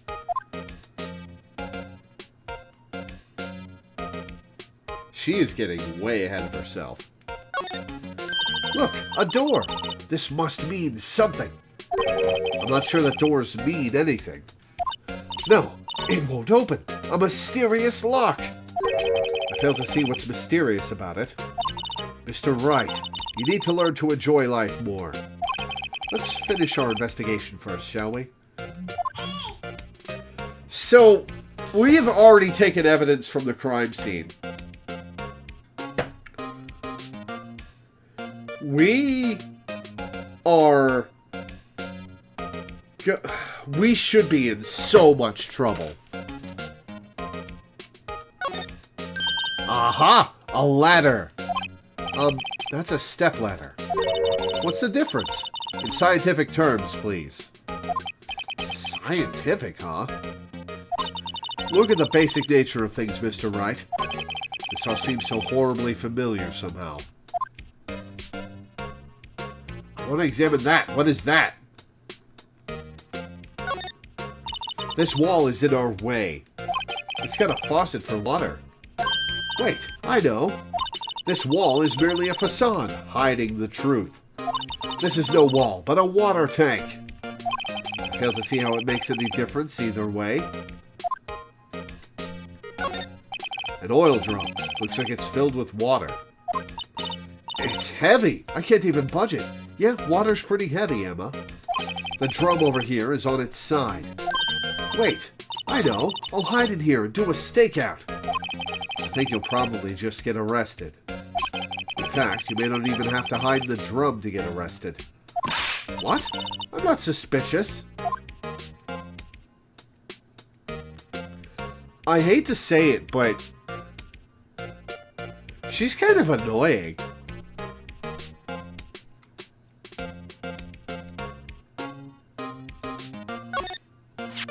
Here, a phone. Let's see if it works.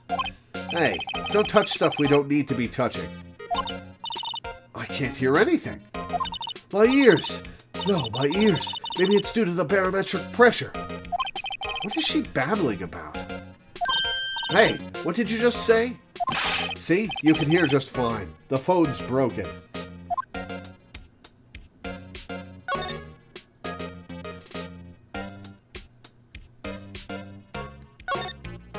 Well, no time to waste. Let's get hunting for clues. In full view of the cops. Ooh, I wonder what this is. Oh, is this one of those garages that have, a parking spot where you can drive in and your car gets lifted and moved around? Huh. I wonder what this is. Well, partner, looks like you got no intention of going home quietly. that corpse outline is pretty funny, yeah. The sheriff. Like I said before, this here's our claim. You'd best be moseying along, unless you're fixing to bite the bullet. Ugh, scary. Could you just tell us one thing? Who owns that car? Well, the little filly's got a good nose on her. You want to know who rides that red Mustang with the body in her saddle, eh? This guy totally did it. Please. No problem, partner. About time for vittles anyway. Get yourself to the saloon up on the 12th floor of the prospector's office. Might just find you a cerveza you like. Prospector's office? Where does this guy think he is? And when, for that matter? Note to self, look up Vittles Saloon Cerveza. Maybe we should check out room 1202, the High Prosecutor's office. In any case, stay away from the car. You can look around here all you like, just keep your paws off our claim. Right. Great.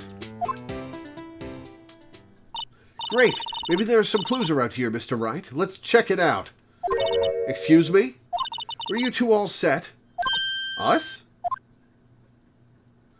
Oh, hello. Who's this? What's this? She couldn't be. You're selling lunches? Here?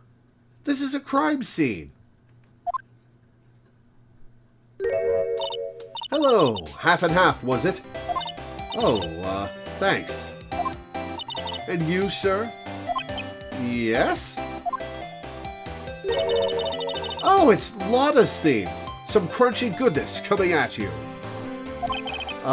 Thanks. Interesting way of doing business. She's gonna demand money now, isn't she? This area is off limits to anyone without clearance. Especially passers-by. Where are you officers? No, but you don't exactly look like the type to have clearance. Well, that's hardly a way to greet someone. Even if my days as the cough-up queen are over. Cough-up? Huh? You know, I'm feeling kind of full. Maybe I'll pass on lunch. I'm quite connected to this case, you see. The images are burned into my eyes, you might say. Yes, all the sordid secrets. You're going to be the first witness, aren't you?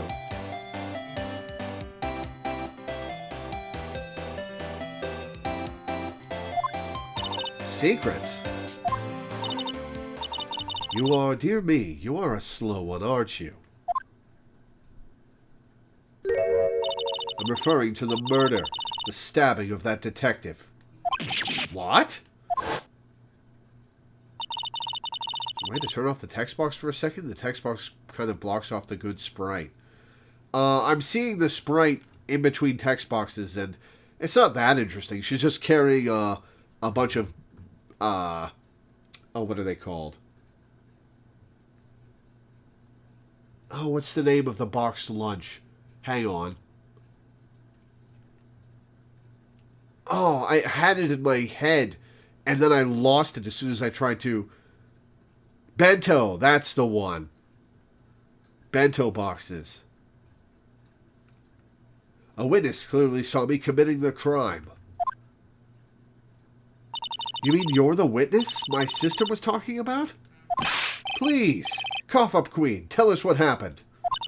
The name is Angel Star. Don't you go forgetting it. Well, I won't. Or before you know it, I'll have you whimpering at my heels. What are you wearing on your head? Yes, ma'am. Yipes, she means it. The case. Somehow I knew. Yesterday was a day of destiny. I knew something was going to happen. Just like I know that the daily special on Friday every week is salmon. Destiny? Was yesterday special for some reason? You're a defense attorney, right? You should know then. You should know the foul misdeeds of the evil ones who haunt this den of inequity. I think it's iniquity. Evil ones? Prosecutors. They have no qualms at all about blackening the names of innocents. And yesterday, they paid homage to the most evil one of all. They gave an award for King of Prosecutors. What a farce. To whom? So she's saying there was some sort of prosecutors' convention yesterday. I was almost compelled to lace their lunches with something foul. Do you have a personal grievance against prosecutors or something? Or is there some kind of scientific evidence of this, evil? Young miss, mock me at your own risk. You'll soon find out why they call me the cough-up queen. Oh, you make people cough up money, don't you? Ew! The most heinous of all the evil ones, the one they awarded yesterday. It was in his car that they found the body. Proof that he devours the evilest lunches of all. Really? Really what? I'm totally confused. One thing's clear, this lunch lady is a thing against prosecutors. Okay, yeah, let's look at the bottom of her sprite. Yeah, she's just holding a bunch of bento boxes.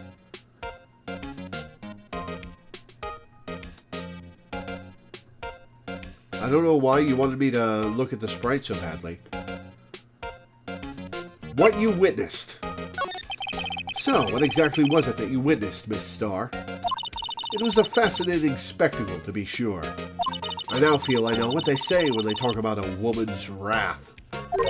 To see Lana Skye wield that knife so. Her knife flashed in anger, bringing him to a sad end. It was truly a sight to see. You mean you saw the very moment of the crime? The sound of his silvery ties to this world being cruelly cut still rings in my ears. If you hate prosecutors and he was the most evil prosecutor... Oh, no, the body was found in the evil prosecutor's car. Never mind.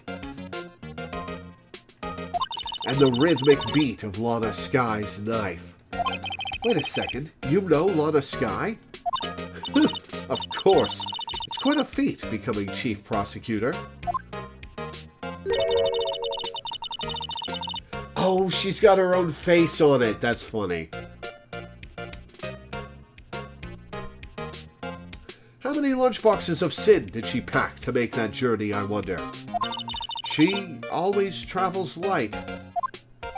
Now, why would this pretty lunch lady know the chief prosecutor's name? Alright, Angel, tell me about yourself. Could we ask you a bit about yourself, Miss Starr?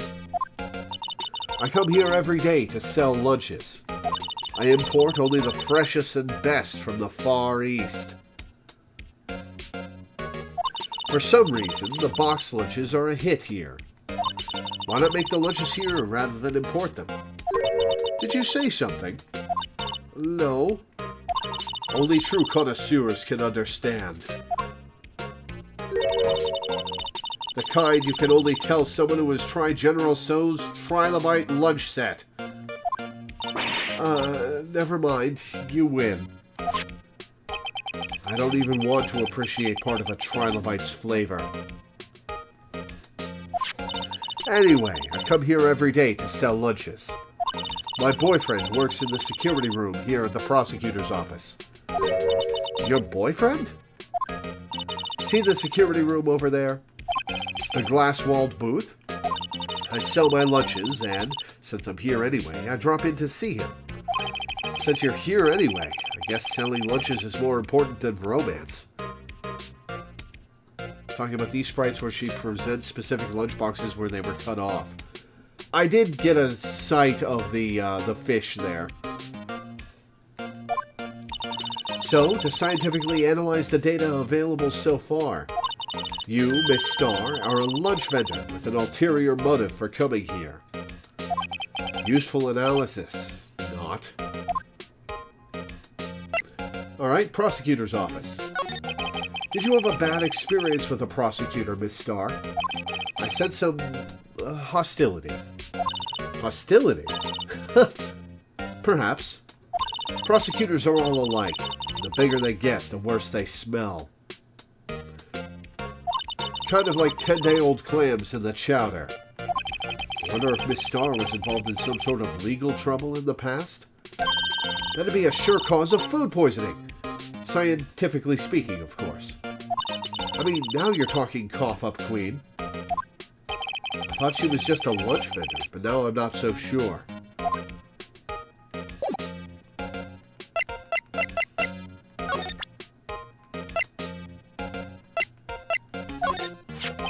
About this card. Lunchland vendors only accept cash, no cards. Especially not a card belonging to someone else. No, this isn't a credit card. It's an ID card. It belongs to a detective. And you're showing this to me, the lunch lady. Why? Oh man, this is a bonus case that they added in the re-release. Maybe they added dialogue for every presentable item for everybody. This would be interesting. That's like showing a fine honeyed ham to a detective. Why do I always feel like I'm being mocked? A defense attorney must be able to fight. How about you? Do you think you can win? How about tackling Lunchland's Pickle Supreme lunchbox? That's gross. Wow, it's really crunchy. A box of pickles. Kind of a sad lunch if you ask me. This case is about half the length of the entire vanilla game. Holy crap.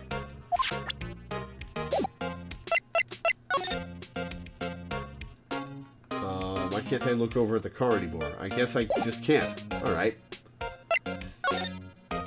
Alright, before we proceed, I'm going to take a quick break. Rest my voice. I'll be back in a few minutes, guys.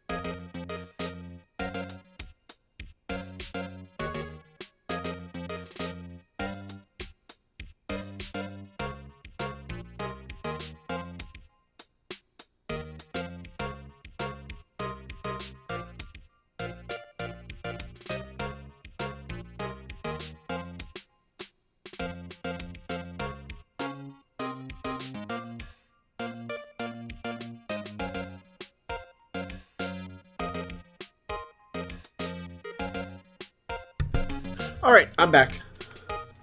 Let's head to the High Prosecutor's office. Oh. Oh no. Oh no. Edgeworth is the king of prosecutors? I see that K trophy. Oh my god, his plant has a cravat.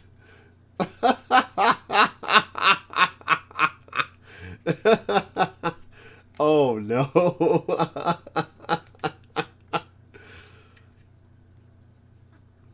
Oh god. Edgeworth, what are you doing, man? February 22nd, High Prosecutor's Office, room 1202. This is the kind of room that just screams I can do the job. Quite a change from your office, really. Oh, shut up, kid.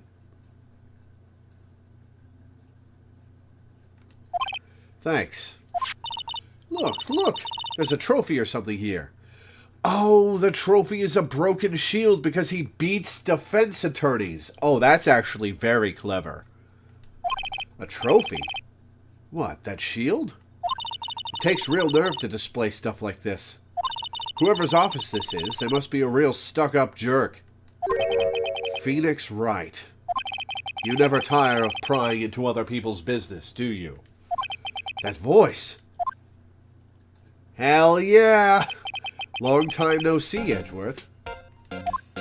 Huh? Ah! Mr. Edgeworth! You know him from somewhere? Of course! I'm his biggest fan! My sister introduced us once, and... Right. Her sister is the chief prosecutor, after all. So what's the difference between a chief prosecutor and a high prosecutor? Well, what brings you here? I'll warn you, I've been known to be a real stuck-up jerk. Yes, but that was, yeah. No, did I? No. It was just Mr. Wright here, he... Hey, don't blame me. We're just here to investigate a murder case. Murder? A body was found in this nasty bright red sports car in the parking lot. Oh, the bright red sports car was Edgeworth's, wasn't it? Who? That would be my car. What of it? What? Your car? I'll say one thing, she certainly can scream. Okay, we're gonna talk to him in a second, but let's look around the room first, because I gotta... This is a pawn surrounded by a queen, bishop, knight, and rook. Is he playing chess with somebody? He can't be, because there's no kings on the field. Hey, a chessboard. I'm not too up on my chess, but it looks like blue's in a bit of a tight spot.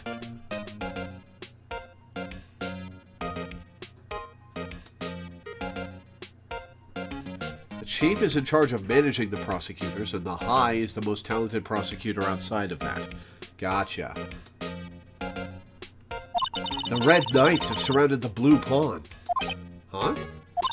Those horses are mounted knights. Their swords have really sharp edges. And check out that poor pawn. His head is kind of spiky. Kind of reminds me of you. Mr. Edgeworth must be an avid chess player. What's wrong, Mr. Wright?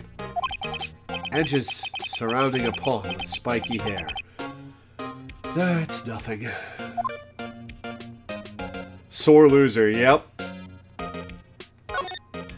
Mr. Edgeworth has such a comfy sofa. Sofas like this make me want to curl up and take a nap. I bet he pores over his case files here until the wee hours of the morning. I think it's P-O-R-E-S. Pores over. I might be wrong. Then he takes off his jacket, rolls up his sleeves, and goes to sleep using his arms as a pillow. I don't believe it. She's actually daydreaming about Edgeworth working. Well, she is a big fan.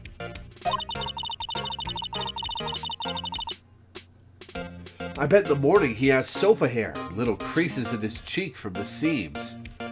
He's so cool.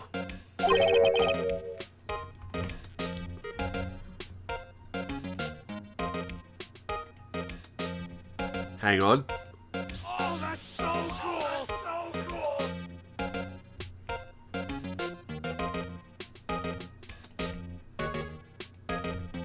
Sofa hair is cool? I've been wondering, what the heck is this? It has a big K on it.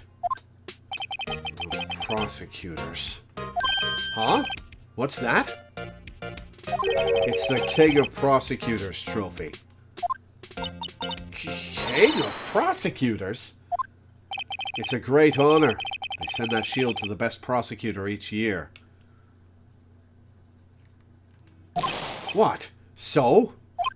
So that K, that's... K stands for King? Yeah, you got a problem with that?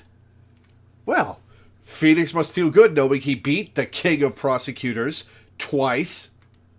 I didn't design the thing. King of Prosecutors. Kind of like Employee of the Month, only better. Employee of the Year. King of Prosecutors trophy given to Edgeworth. King of Prosecutors at the PD on the day of the murder.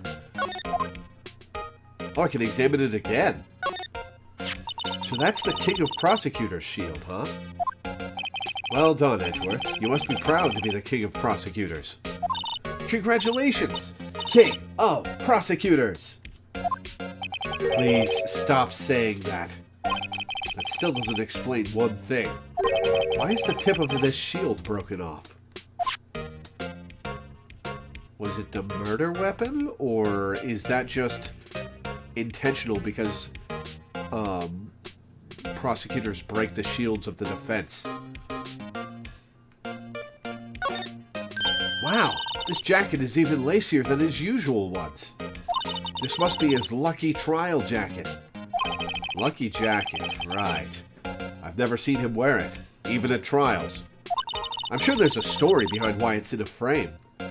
Maybe I'll be naughty and take a picture. She's getting way too excited about this. Edgeworth, you want to explain?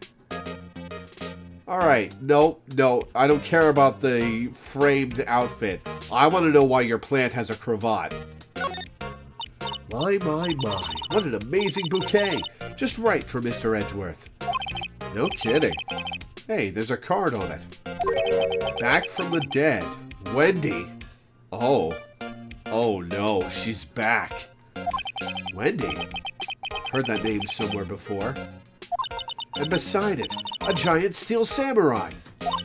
Wow, I want one. Huh? There's something written on the bottom of his foot. Between a rock and a hard place. Wendy. What? Edgeworth must object to you picking up and examining his steel samurai. Also, you can't see the feet. The pant legs are too long. Wendy, is she Mr. Edgeworth's fiancée? No, she is not, Emma. I don't think so.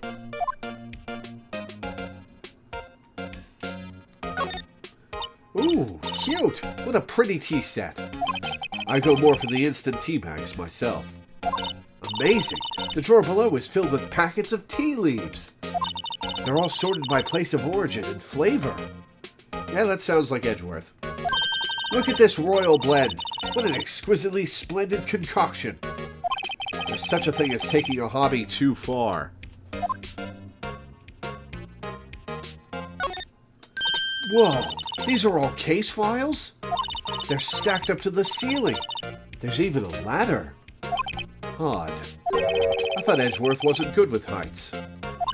He must have someone get them for him. Aw, Gumshoe helping out. Strange. Why did I just picture Detective Gumshoe? He must study these case reports so closely. He's so cool. Oh, that's so cool! So cool!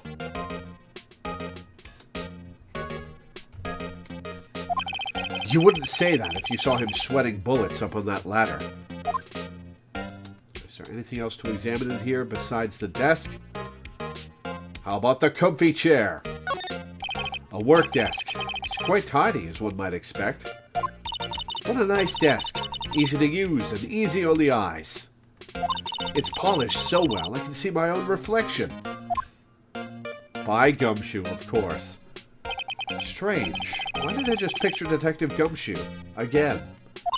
Maybe he'll take that name plaque as a souvenir. I don't think that's a good idea, Emma. Don't. He'll sue you. Alright, anything else to look at in the room? I don't think so. Oh, the window.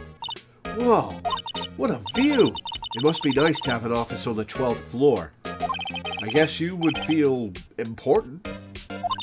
Incidentally, were you to jump out this window, the time until impact with the ground would be... That little smile on her face. Got it. Approximately 3.23 seconds. That's handy to know. Alright, let's talk to Edgy. The case. So, the body was found in your car. Go ahead, say it right. You think I did it, don't you? No? After you went through all that trouble to help me last year, no less. Oh, he's smiling. I like that. No, we don't think you did it. I mean, it was my sister who stabbed him. No, it wasn't. Wait. No, she didn't do that. I mean... Wait. So you're the chief prosecutor's little sister, then? Yes, sir. Emma Skye. It's nice to meet you again. Now that didn't sound forced at all. Ah, now I remember. You've really grown. I'll admit, it was a surprise for me, too. To think that my own car would become the scene of a murder. Now I can't go home. More surprising still, I'm being forced to prove my superior's guilt. We are gonna face off with Edgeworth. I can understand. Wait, what did you say? Lana Skye is the chief prosecutor, the top prosecutor in the district. She can't prosecute herself, so I'll be the prosecutor at the trial tomorrow. Hell yes! You? Mr. Edgeworth. Alright, Edgy boy, what's up? To be honest, it's a bit of a miracle I'm still here at all. What do you mean? Rumors. You've heard the rumors about me, haven't you? No. Miles Edgeworth. It's hard to remember a time when there weren't rumors about this guy. Forging evidence, arranging false testimony, illegal searches, you name it. Phoenix, you're doing plenty of illegal searches. Thanks to you, my innocence was established in the trial at the end of last year. However, there are some who say I'm the one responsible for the current incident. What? That's crazy. Some people need very little excuse to think ill of others. It's a fact of life. Impossible to stop. I like the sprite where he has a little smile. A wry smile. But some of them even go so far as to present me with toys like this. They think it's funny. Toys? That bronze shield? There's got to be a story behind that one. Lana Skye. Chief Prosecutor Skye? Yes, we first worked together on a case 2 years ago. It was my first big case. That's right, I remember. 2 years ago. I wasn't even a lawyer yet. Since then, I always felt that she was looking out for me. It appears I was mistaken. Mistaken? Why? I mean, I know she's not the warmest person, but I'm sure she felt some responsibility for you. Then why? Man, that's... well, I don't know if she actually did it, but this is 2 betrayals by mentors in the span of a couple of months for Edgeworth. Oh, poor bastard. Then why? Why did she stab someone in the trunk of my car? Not only that, she stabbed him with my knife. Why did you have that knife? What? What? Mr. Edgeworth, your knife was the murder weapon? To be specific, it was the knife I keep in the toolbox in the trunk of my car. Okay, well that makes more sense. Edgeworth's knife added to the court record. Traces of victim's blood, no prints. Edgeworth? What? Are you sure you didn't do it? Don't ask that, Phoenix. Come on, can't he take a joke? You have a strange sense of humor, Mr. Wright. Yeah, I can't imagine that endeared him to me, or endeared me to him.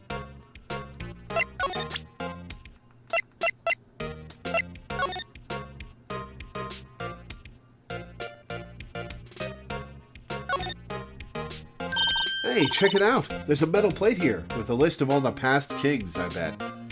It looks like the names of all the previous recipients are engraved on it. Wow, one guy's listed a bunch of times. It's Von Karma, I'll bet. Von Karma.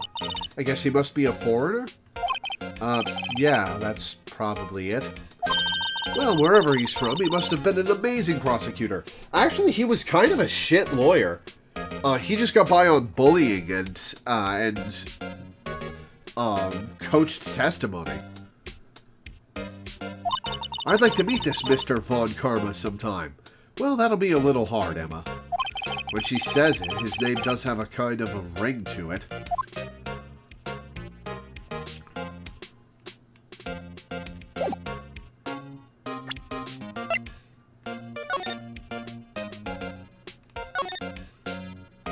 This must be the victim's blood, right? Either that, or Edgeworth cut himself peeling an apple. What's Edgeworth doing with a knife like this anyway? Hey, maybe he spends his weekends roughing it in the wild. Edgeworth? In the wild? I think my fruit peeling theory is more likely. Are you kidding? I always pictured him as an outdoorsman. Well, you pictured wrong. Now there's a scary thought.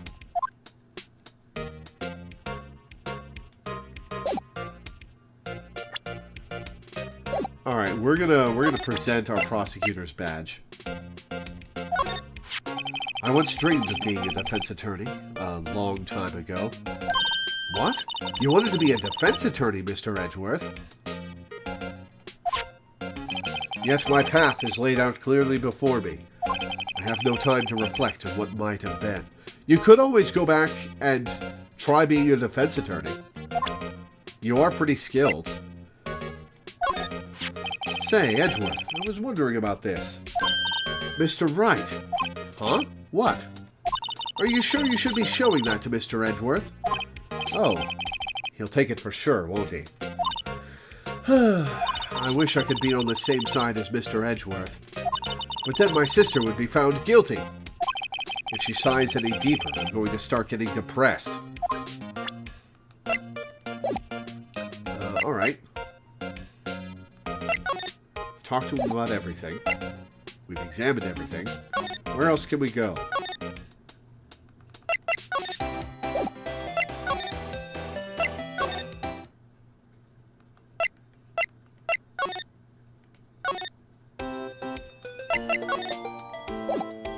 Okay.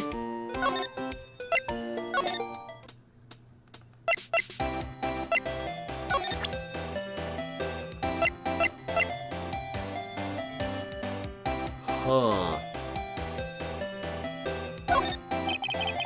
Take a look at this. You. Yes? You said you wanted some hot tea, right? No. No, but thanks. She didn't even look at me. You must have to brew the leaves a long time to get rich flavor like this. How is it still hot? We pre-infuse the leaves with steam before brewing. I knew it. So that's the secret to their aroma. Exquisite. The only thing I'm smelling here is wasted time.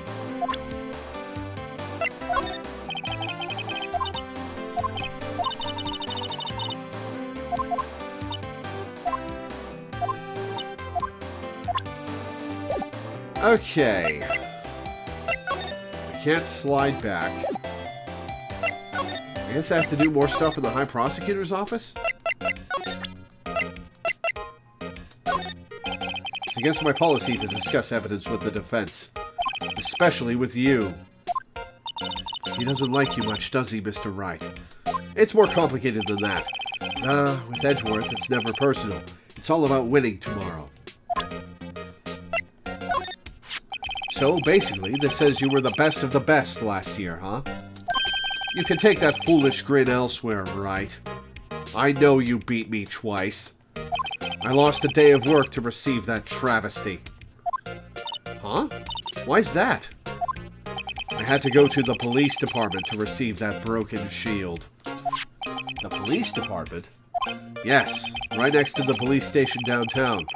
You've been there, haven't you? Where Detective Gumshoe works? Yeah. I was wondering something about your shield. Why is it broken? Well, it's because he breaks the shields of the defense. What does it matter? I've got more important things to worry about. Oh, right. He doesn't seem too concerned about his award, for better or for worse. Yesterday was a very busy day for the prosecutor's office. Maybe. We should ask you more about yesterday? The day of the crime. Could you tell me more about yesterday, the day of the murder?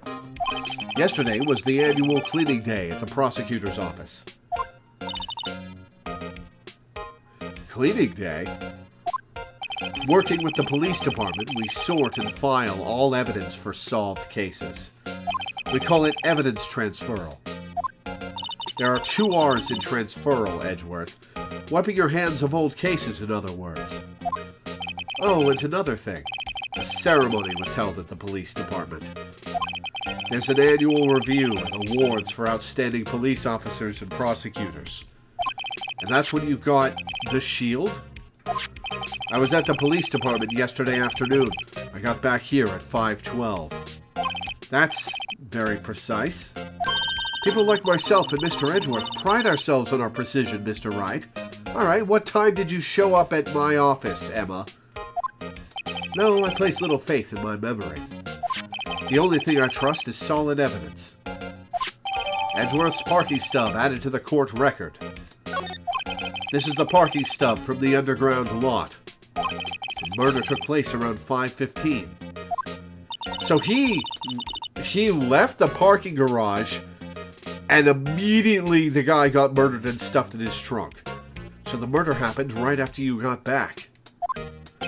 What, right? I'd appreciate it if you direct that suspicious glare elsewhere. Oh, who's this? Who's this cartoony character? Excuse me, but is Mr. Edgeworth, anywhere on the premises? Yeah, that's me. I'm Edgeworth. What is it? I'm here, sir, at the request of the chief, sir. I've got your report, sir. Report? What? Did you find new evidence in the case against Chief Prosecutor Skye? I don't like the way this conversation is going at all. Skye, sir? No, sir. No name of that kind, sir. Not in this report, sir. I think I just heard Edgeworth's lid blow. Mr. Edgeworth's lid isn't on very tight, is it? I made a clear request to the police department, did I not? I need to focus on the trial tomorrow, so don't bring me anything unrelated. Sir, but sir, I'm just following orders, sir. They told me to bring this to you. I wasn't aware of the particulars of your arrangement with us, sir. Give me your name. Yes, sir. Meekins! Meekins? His name's Meekins? If my last name was Meekins, I would change my name in a heartbeat. Officer Meekins. Right. Officer Meekins, take your report and leave. And good luck with that raise next month. Oh, but sir, I didn't know. Poor guy. Looks like he was absent on the day they gave out brains. And good luck.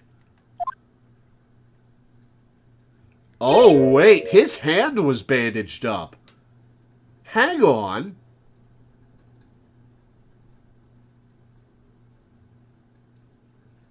Right. Yes, sir? You caught me off guard. As you can see, I'm busy. You may leave now. Let's do what he says, Mr. Wright. The victim was a detective from the same department as that patrolman just now. Go down to the police department. You can ask more there. Thanks. He seems to have finally calmed down, at least. Alright, we haven't saved in a while, so let's save.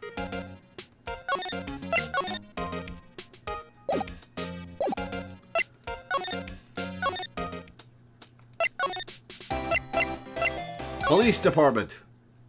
Oh, it's... Oh, the thing is that mascot. Who's the guy with the pompadour? That's not Gumshoe, is it? February 22nd, police department entrance. Whew, we're finally here. Why would they put the police department so far away from the prosecutor's office? I think the real question is, why would they put the prosecutor's office so far away from the police department? One of those comes first in the equation. Beats me. That took almost 30 minutes by taxi, and traffic wasn't even that bad. The police department, huh? I've only ever been to criminal affairs next door. Hold on, what's that? The power of the Nintendo DS, everybody. Disturbing. Why does it undulate like that? Oh, wait, I know. This is the Blue Badger. They're trying to make him the police mascot. Wow, Mr. Wright, you sure know a lot about the police. Still, he does seem familiar somehow. Forget the Blue Badger. Who's that next to him? Someone appears to be dancing with the Blue Badger? Uh-oh, he noticed me. He sure is running over here fast. Hey, what's up, Dick? Hey, pal, what are you doing here? That's my line, Detective Gumshoe. Specifically, why were you dancing over there? What? Well, at least he doesn't seem to be busy. This is our chance to get information. Hey, I'll have you know I'm a very busy man, pal. Alright, first we're going to examine the scene. The detectives in there look pretty busy. Just imagine, right now, behind those doors, a police drama in action. Somehow the thought fails to excite me. Yeah, the police drama is bad for our case. I was wondering about that. What? The Dancing Blue Badger? It's my masterpiece! Aw, he made it? Aw. That's kind of cute, actually.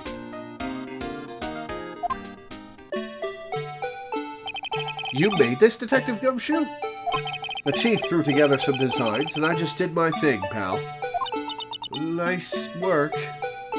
It's battery-powered, so it can go anywhere. There's no switch, so it just dances until the batteries die. Well, that's horrifying. Poor Blue Badger, fated to dance until he drops. Blue Badger panel added to the court record. It's got a handprint on it. I wonder what that's about.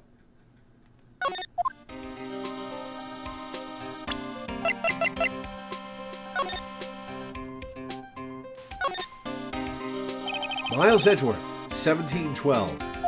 This is dated the day of the crime. The murder took place 3 minutes after Edgeworth parked his car. If only he was held up at a couple extra red lights. He wouldn't have been caught up in this whole affair. Perhaps. It just goes to show you never know what'll happen when you run a yellow light. Nothing on the back, okay.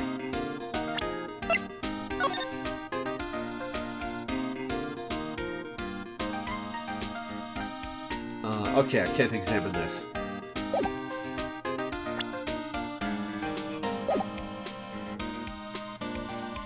Alright, well, Pompadour Man is not Gumshoe.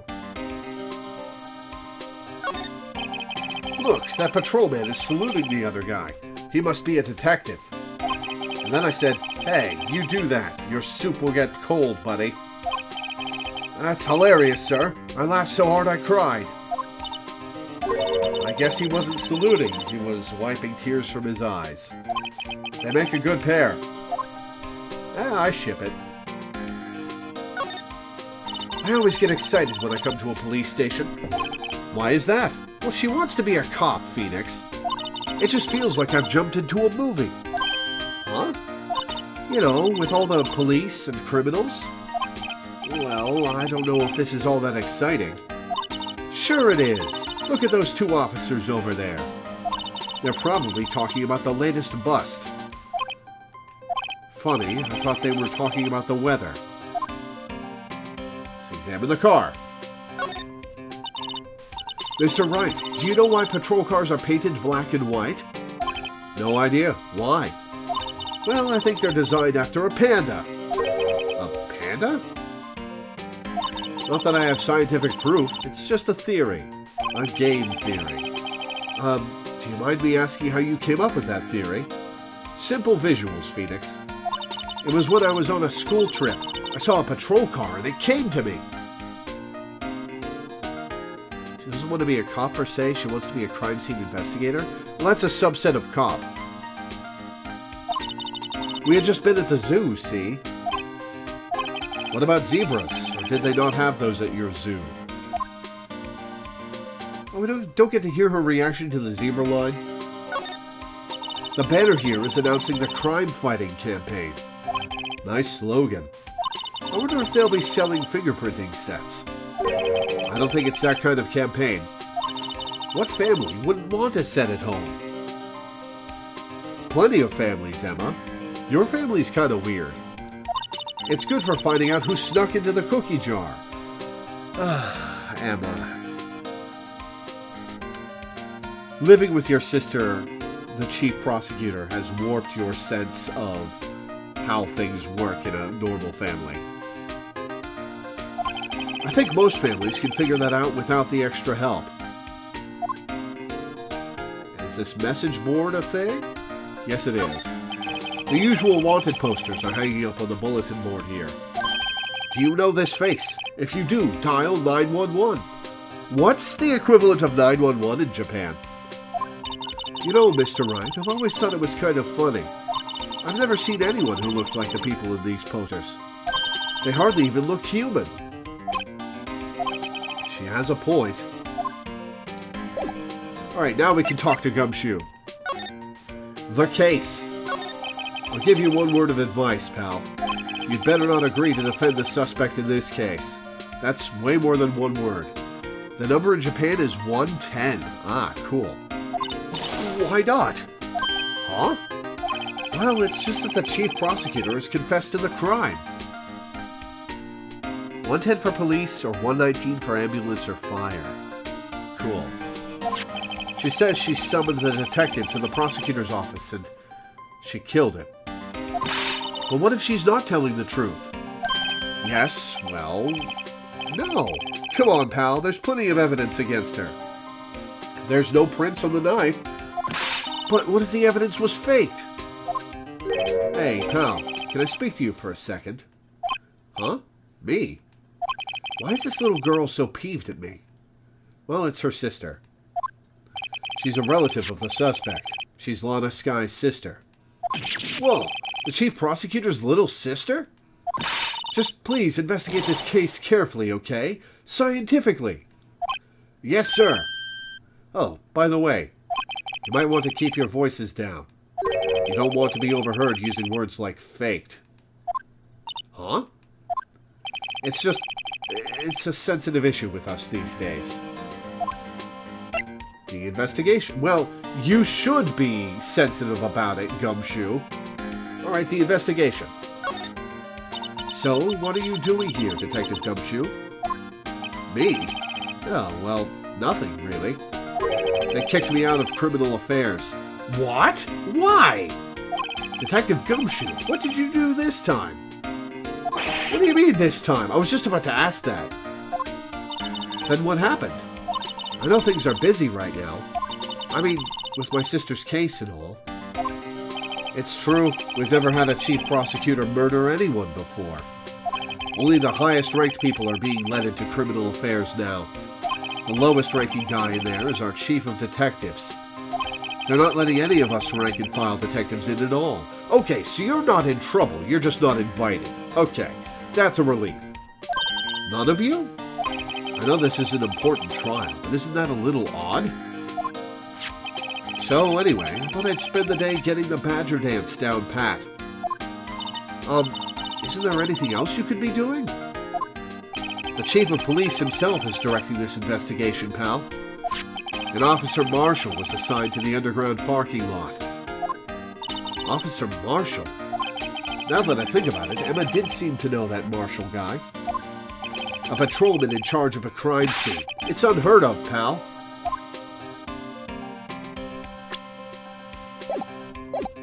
Alright, let's present some stuff to him. Whoops. Hey, that's it. That's the King of Prosecutors Award that Mr. Edgeworth got yesterday. Were you at the awards ceremony, Detective Gumshoe?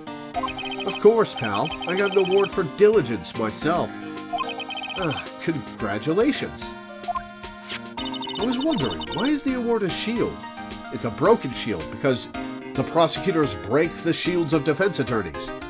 And why is it broken? Oh, there's a reason. I'll tell you what it is later. You don't know, do you? Apparently, he's forgotten. But I was proud of Mr. Edgeworth for winning that award. Even with all the naysayers in the prosecutor's office. Naysayers? Must be because of the rumors.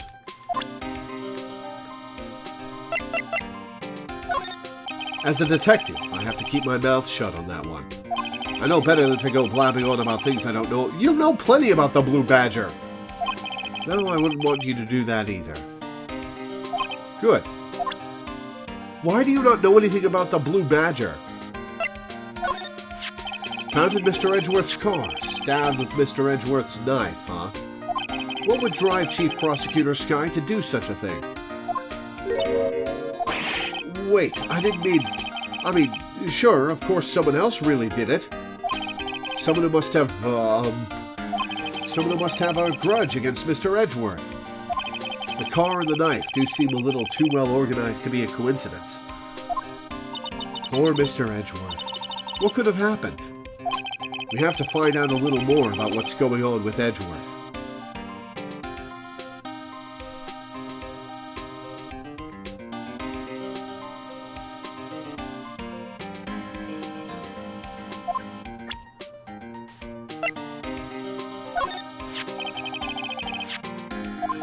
Oh, it's just the same thing. Okay.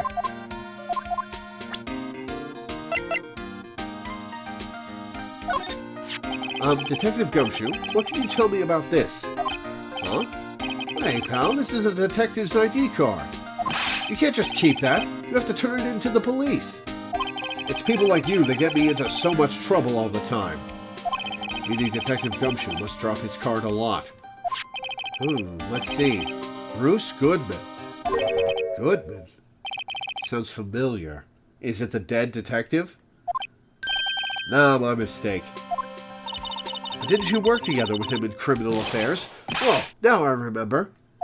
Bruce Goodman. He's the victim. That's what I thought. Can you tell us more, Detective Gumshoe?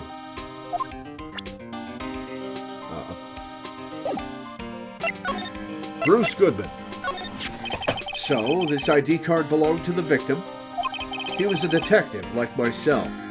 Detective Bruce Goodman. Don't you think it's strange? I mean, why would the victim's ID card be lying on the ground where we found it?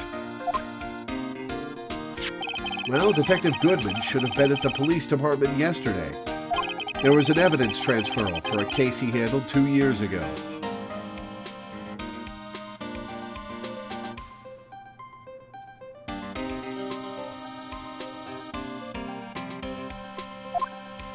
Evidence transferal. Mr. Edgeworth mentioned that too. But Detective Goodman was killed at the prosecutor's office. Well, that's the thing. It's hard to say this, but word is the Chief Prosecutor Skye called him out there to the parking lot. and Juan is confessing as much. Edgeworth's troubles. He's in a tough spot. Again. Again? Yeah, he's up against me. That's what you mean by again. I'm the tough spot. Well, it all started with the murder of that defense attorney, Hammond. But Mr. Edgeworth was found innocent.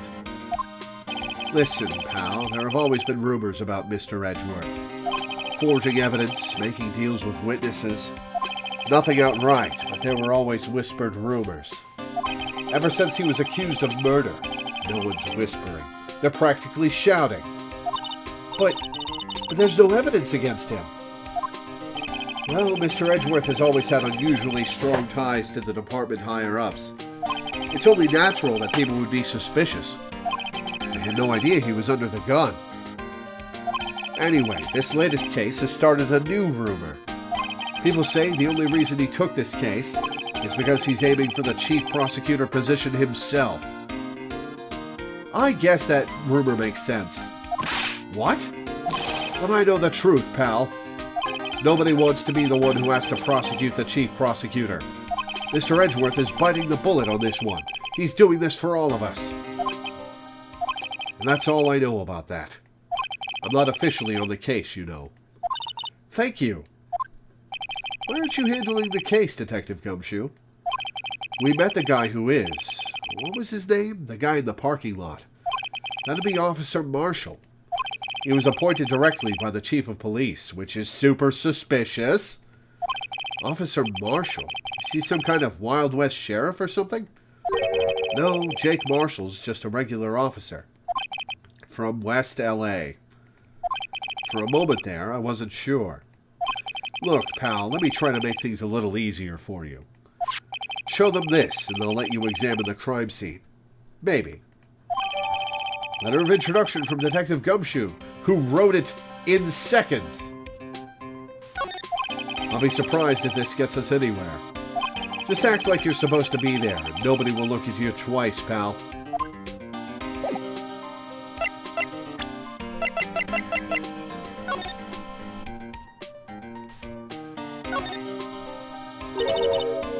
Hey, look here. It looks like something's been crossed out. It says something about $20. Maybe it was a letter or something to Detective Gumshoe.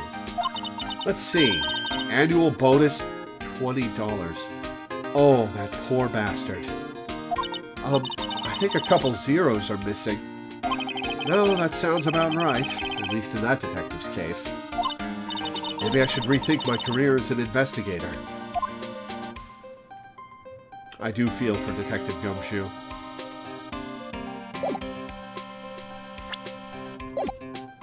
Alright, back to the crime scene.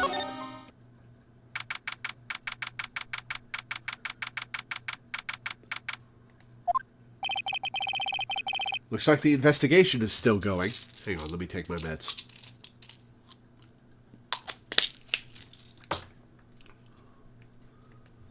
I have to be getting back to the shop. Sorry, looks like I'll be stuck in this pit till the sun sleeps. I'll see you in my dreams tonight then, baby. Oh, still here? No, I've been here again. Twice. Hello. Why the surprised looks? Didn't I mention? I've got a boyfriend in criminal affairs, too. What happened to the security guard? Yeah, seriously.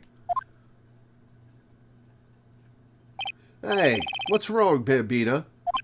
You're looking like a doggy that's lost its herd. Is that supposed to be doggy? Where's the second G? Jake Marshall.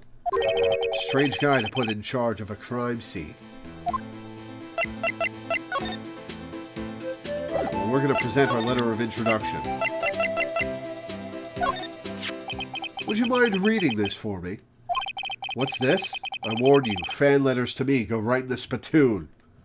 It's a letter of introduction from Detective Gumshoe. May we investigate? Gumshoe? Oh, that old cow dog? Oh, I am pronouncing it correctly. A motherless or neglected calf. Doggy, huh? You holding a birthday party or something? Huh? Look, where it should say letter of introduction, it says invitation. I think he just miswrote it. Wait, why am I getting all defensive here? No worries. This proves it's from Detective Gumshoe. Better than a blood test. Guess I'd better let you in, then. Thank you, Officer Marshall. Oh, that's right. He's a patrolman, not a detective. Which reminds me. Hey, wait a sec. Isn't a crime scene supposed to be handled by a detective or higher? Well, folks, the clues are calling. Welcome to our gold strike. Be like the settler. Strike out for lands unknown. Manifest destiny. Let's have a hootenanny. You are dodging some questions. Note to self. Police investigations are like settling land. Well, Mr. Wright, what do you say? I say I won't be needing this anymore. Detective Gumshoe's letter of introduction crumbled and discarded. Oh, you don't have to go in on him like that. The victim. Officer Marshall, could you tell us more about the victim? Good men always die young. Remember that, partner. So mean to the good detective. Yeah, seriously. Could you be a little more specific? Bruce Goodman. He was a detective, right? Well, aren't you a feisty doggy there now? Detective Goodman was stabbed here at 5:15. The smiling Madonna told me the tale. I think he means the witness, Miss Angel Starr.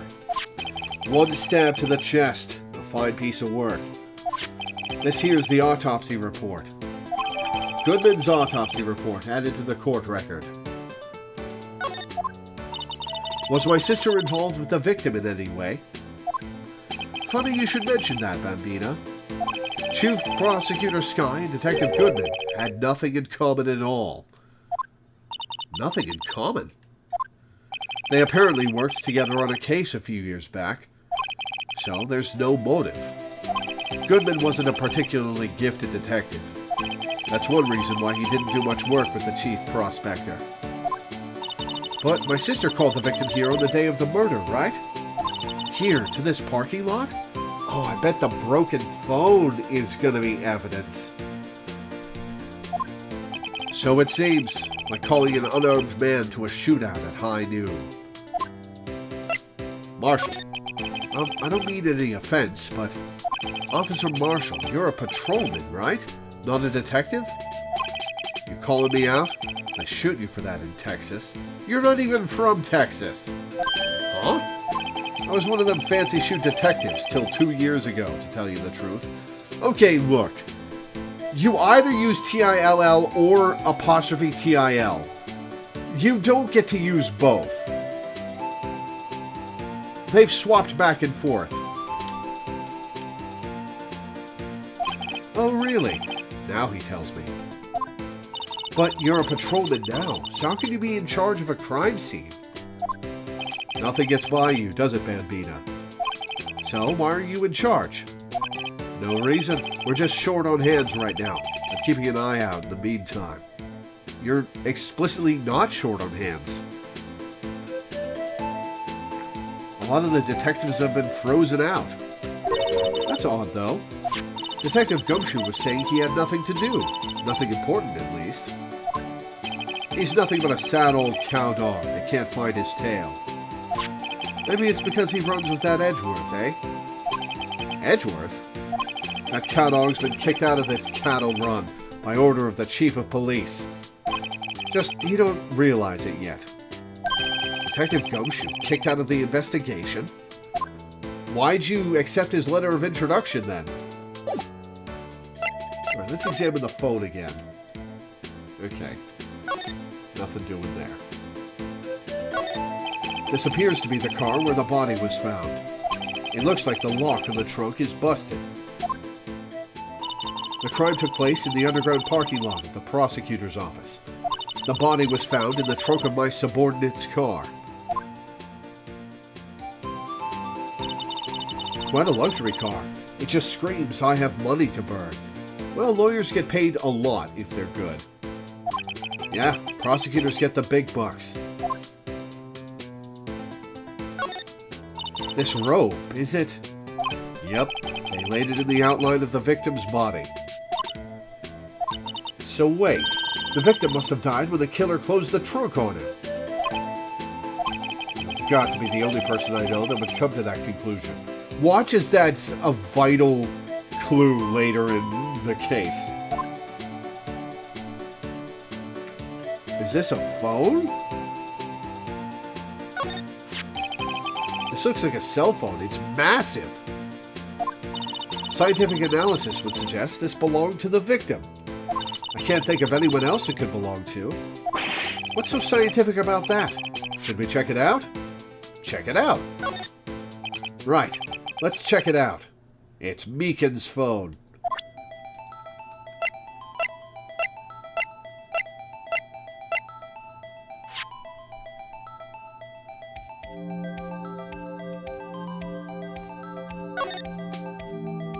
Man, what a boring strap. What's wrong with it? Everyone has different tastes, you know. Here, check out mine. It's a pink princess strap. These are hard to come by, you know. Well, show me. I see the series is as popular as ever with the kids. Phoenix, you're 23. You're basically a kid yourself.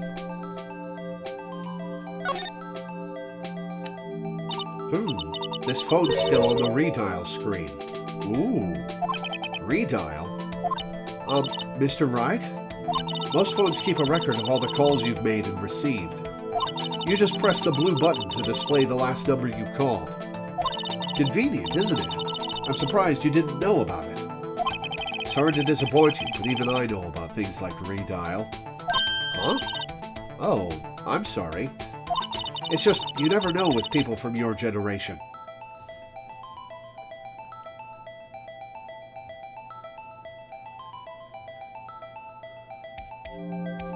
What's the generation between millennials and Gen Z? Because Phoenix would have been born in... Oh, 1992. Phoenix is a millennial.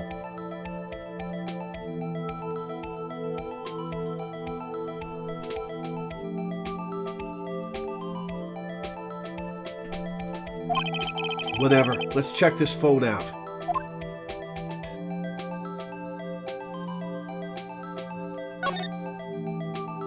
Now to see who the owner of this phone called last. Note to self, a defense attorney doesn't think first, he just pushes the button.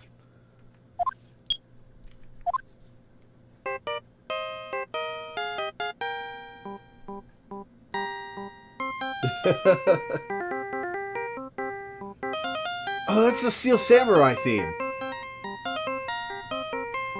Hey, that song, I know that. Hey, what's going on over there? Oh, sorry. I see you, partner. You pressed redial on that there phone, didn't you? Well, yeah. So someone was calling Edgeworth. Whose phone is this, anyway? It was on the ground over there. Whose is it? That belongs to Chief Prospector Sky. What? It's my sister's. She apparently dropped it when she was taken into custody, right after the crime. Look, the last call was made right when the murder occurred. Looks like she was fixing to call someone. Except she only spoke for a few seconds, according to this. Who did she call? No idea. Sorry, partner. Now I got a question for you, partner. I heard a phone ring just now. One of those newfangled ringtones. Oh, that? Oh. I'm sorry, that was my phone.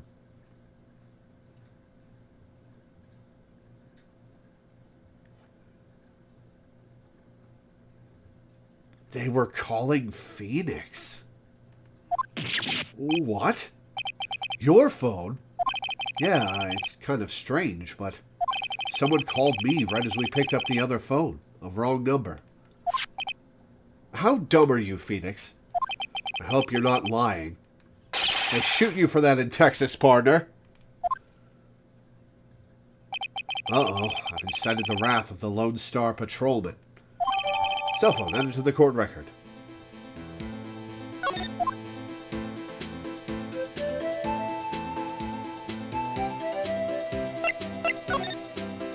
what else? What's this? Looks like a note of some sort. 675 12 2.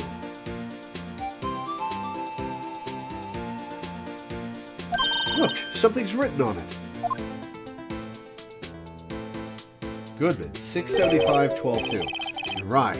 Let's see. 67S 12 2. There's a name printed on the paper above that. Goodman. Maybe it fell out of his pocket when he was killed. Well, so, what does it mean, Mr. Wright? How am I supposed to know? Note to self, for deductive reasoning, go to Edgeworth, not Wright. You don't gotta go on in on me like that. I'm sure Edgeworth wouldn't know what this means either. Goodman's note added to the court record.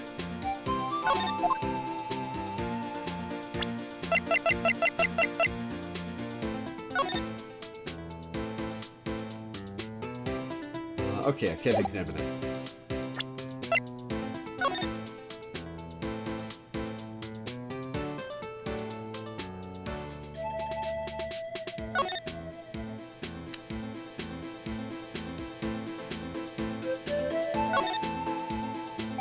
There's no need to push this again. What's wrong? You look like I do during finals. Never mind, it's nothing. Okay, so why was she calling Phoenix? Why was she calling Phoenix?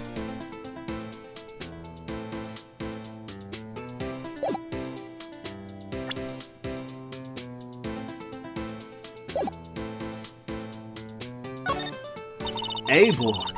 This area is reserved for prosecutors. Defense attorneys are relegated to B block.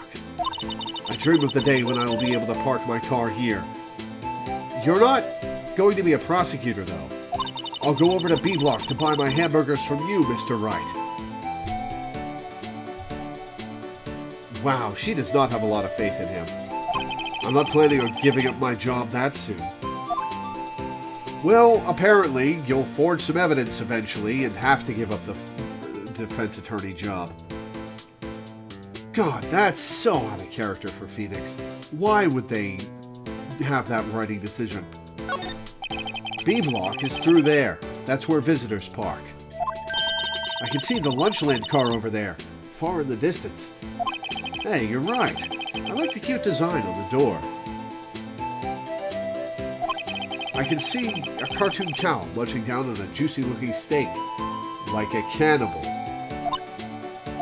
Doesn't that strike you as a little creepy? Just don't think too deeply about it and you'll be fine.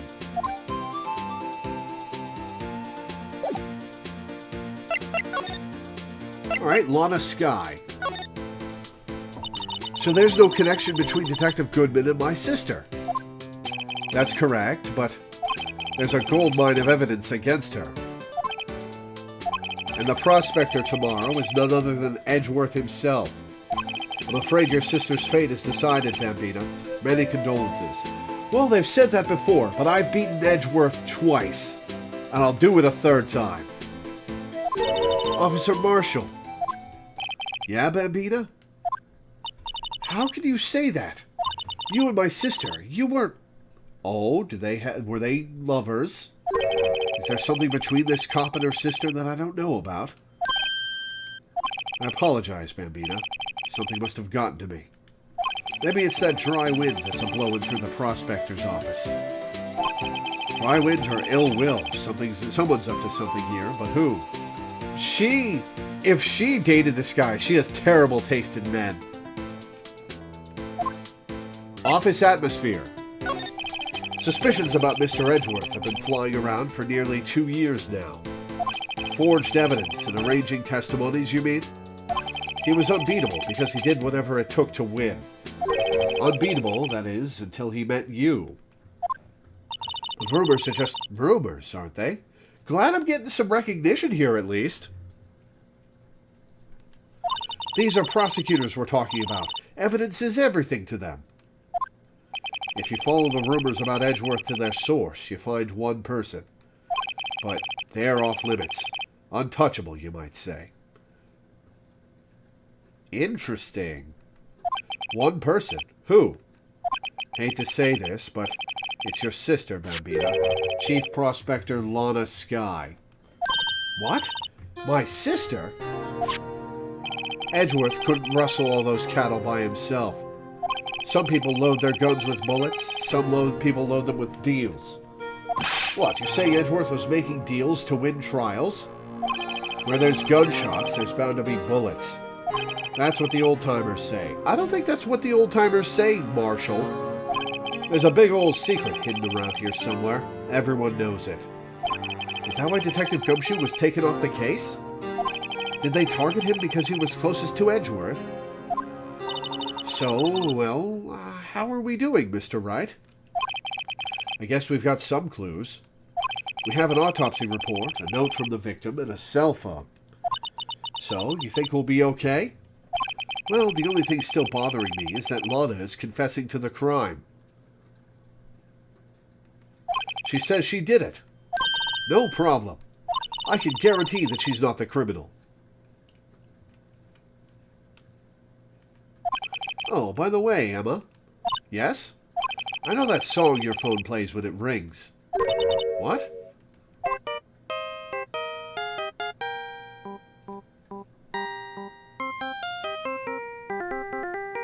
Oh, it was her phone. Okay. It's the Steel Samurai theme song, isn't it? That popular TV show for kids? The phone that rang earlier wasn't mine. It was yours. At 5:18, just after the murder took place, your sister called you, didn't she, Emma? I'm sorry. Can you tell me what you talked about? She hung up right away. I see. Cell phone updated in the court record. The detective is murdered, and the suspect is the top prosecutor in the district. I've got a bad feeling about this. Like, maybe I still don't know everything that went on here.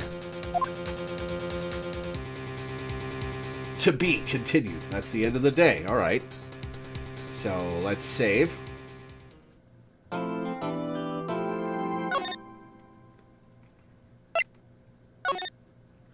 Crow, I think this is a good stopping point for the day. What do you think?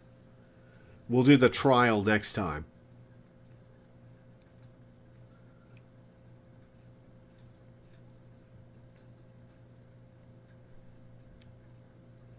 Because there's only an hour left from what I owe you, and I don't think we'll get through the trial today.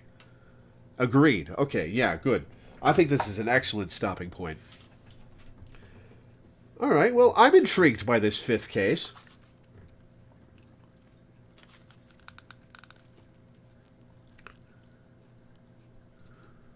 I'm intrigued by this fifth case. This is going to be interesting. How are we going to beat a confession? Well, we've beat confessions before, but they're starting with a confession. How are we going to beat that? Oh, well. Alright, well, that's going to be it for today. I'll read my schedule and get off. Before I do, I would like to plug my Patreon, which you can find either with the ! Patreon command in Twitch chat or in the description of the YouTube video. I make my living off of Patreon. It's my sole source of income, and I make enough to pay my rent and my bills, but I don't make much beyond that. And I'd like to have some savings for emergencies, for medical emergencies, for if I need to replace stuff, you know, the works. And I haven't had that for a very long time. So if you could go to my Patreon and pledge $1 a month, or $1 per stream, or anything in between, or pledge a bunch per stream if you really want to help me out, I would be grateful. My patrons make it so I can do this strange, silly job for a living. You're why I get to be a content creator, and you're why I get to make content for you. So I'm endlessly grateful to the people who pledge. As for the schedule, tomorrow we'll be playing Baldur's Gate 3 at 1 p.m. EST. We'll be continuing that. Wednesday, we'll be playing The Legend of Zelda Majora's Mask for a patron. Thursday, I don't have a stream scheduled because I have a doctor's appointment in the early afternoon. I may stream when I get back, probably Baldur's Gate 3 if I do, but I may not. I may just skip that day. Friday, we'll be playing the Pokemon Scarlet DLC at long last. I've been waiting for it to come out for a while. I think it actually comes out tomorrow, but I'm giving it a couple of days for people to play it before I do. Saturday will, of course, be our weekly Final Fantasy XIV stream, and then Sunday and next Monday will be the rest of the Scarlet DLC. So that's what's coming up, and that's it for today. Thank you guys for tuning in. Thanks for hanging out. Thanks for watching, and I will see you next time.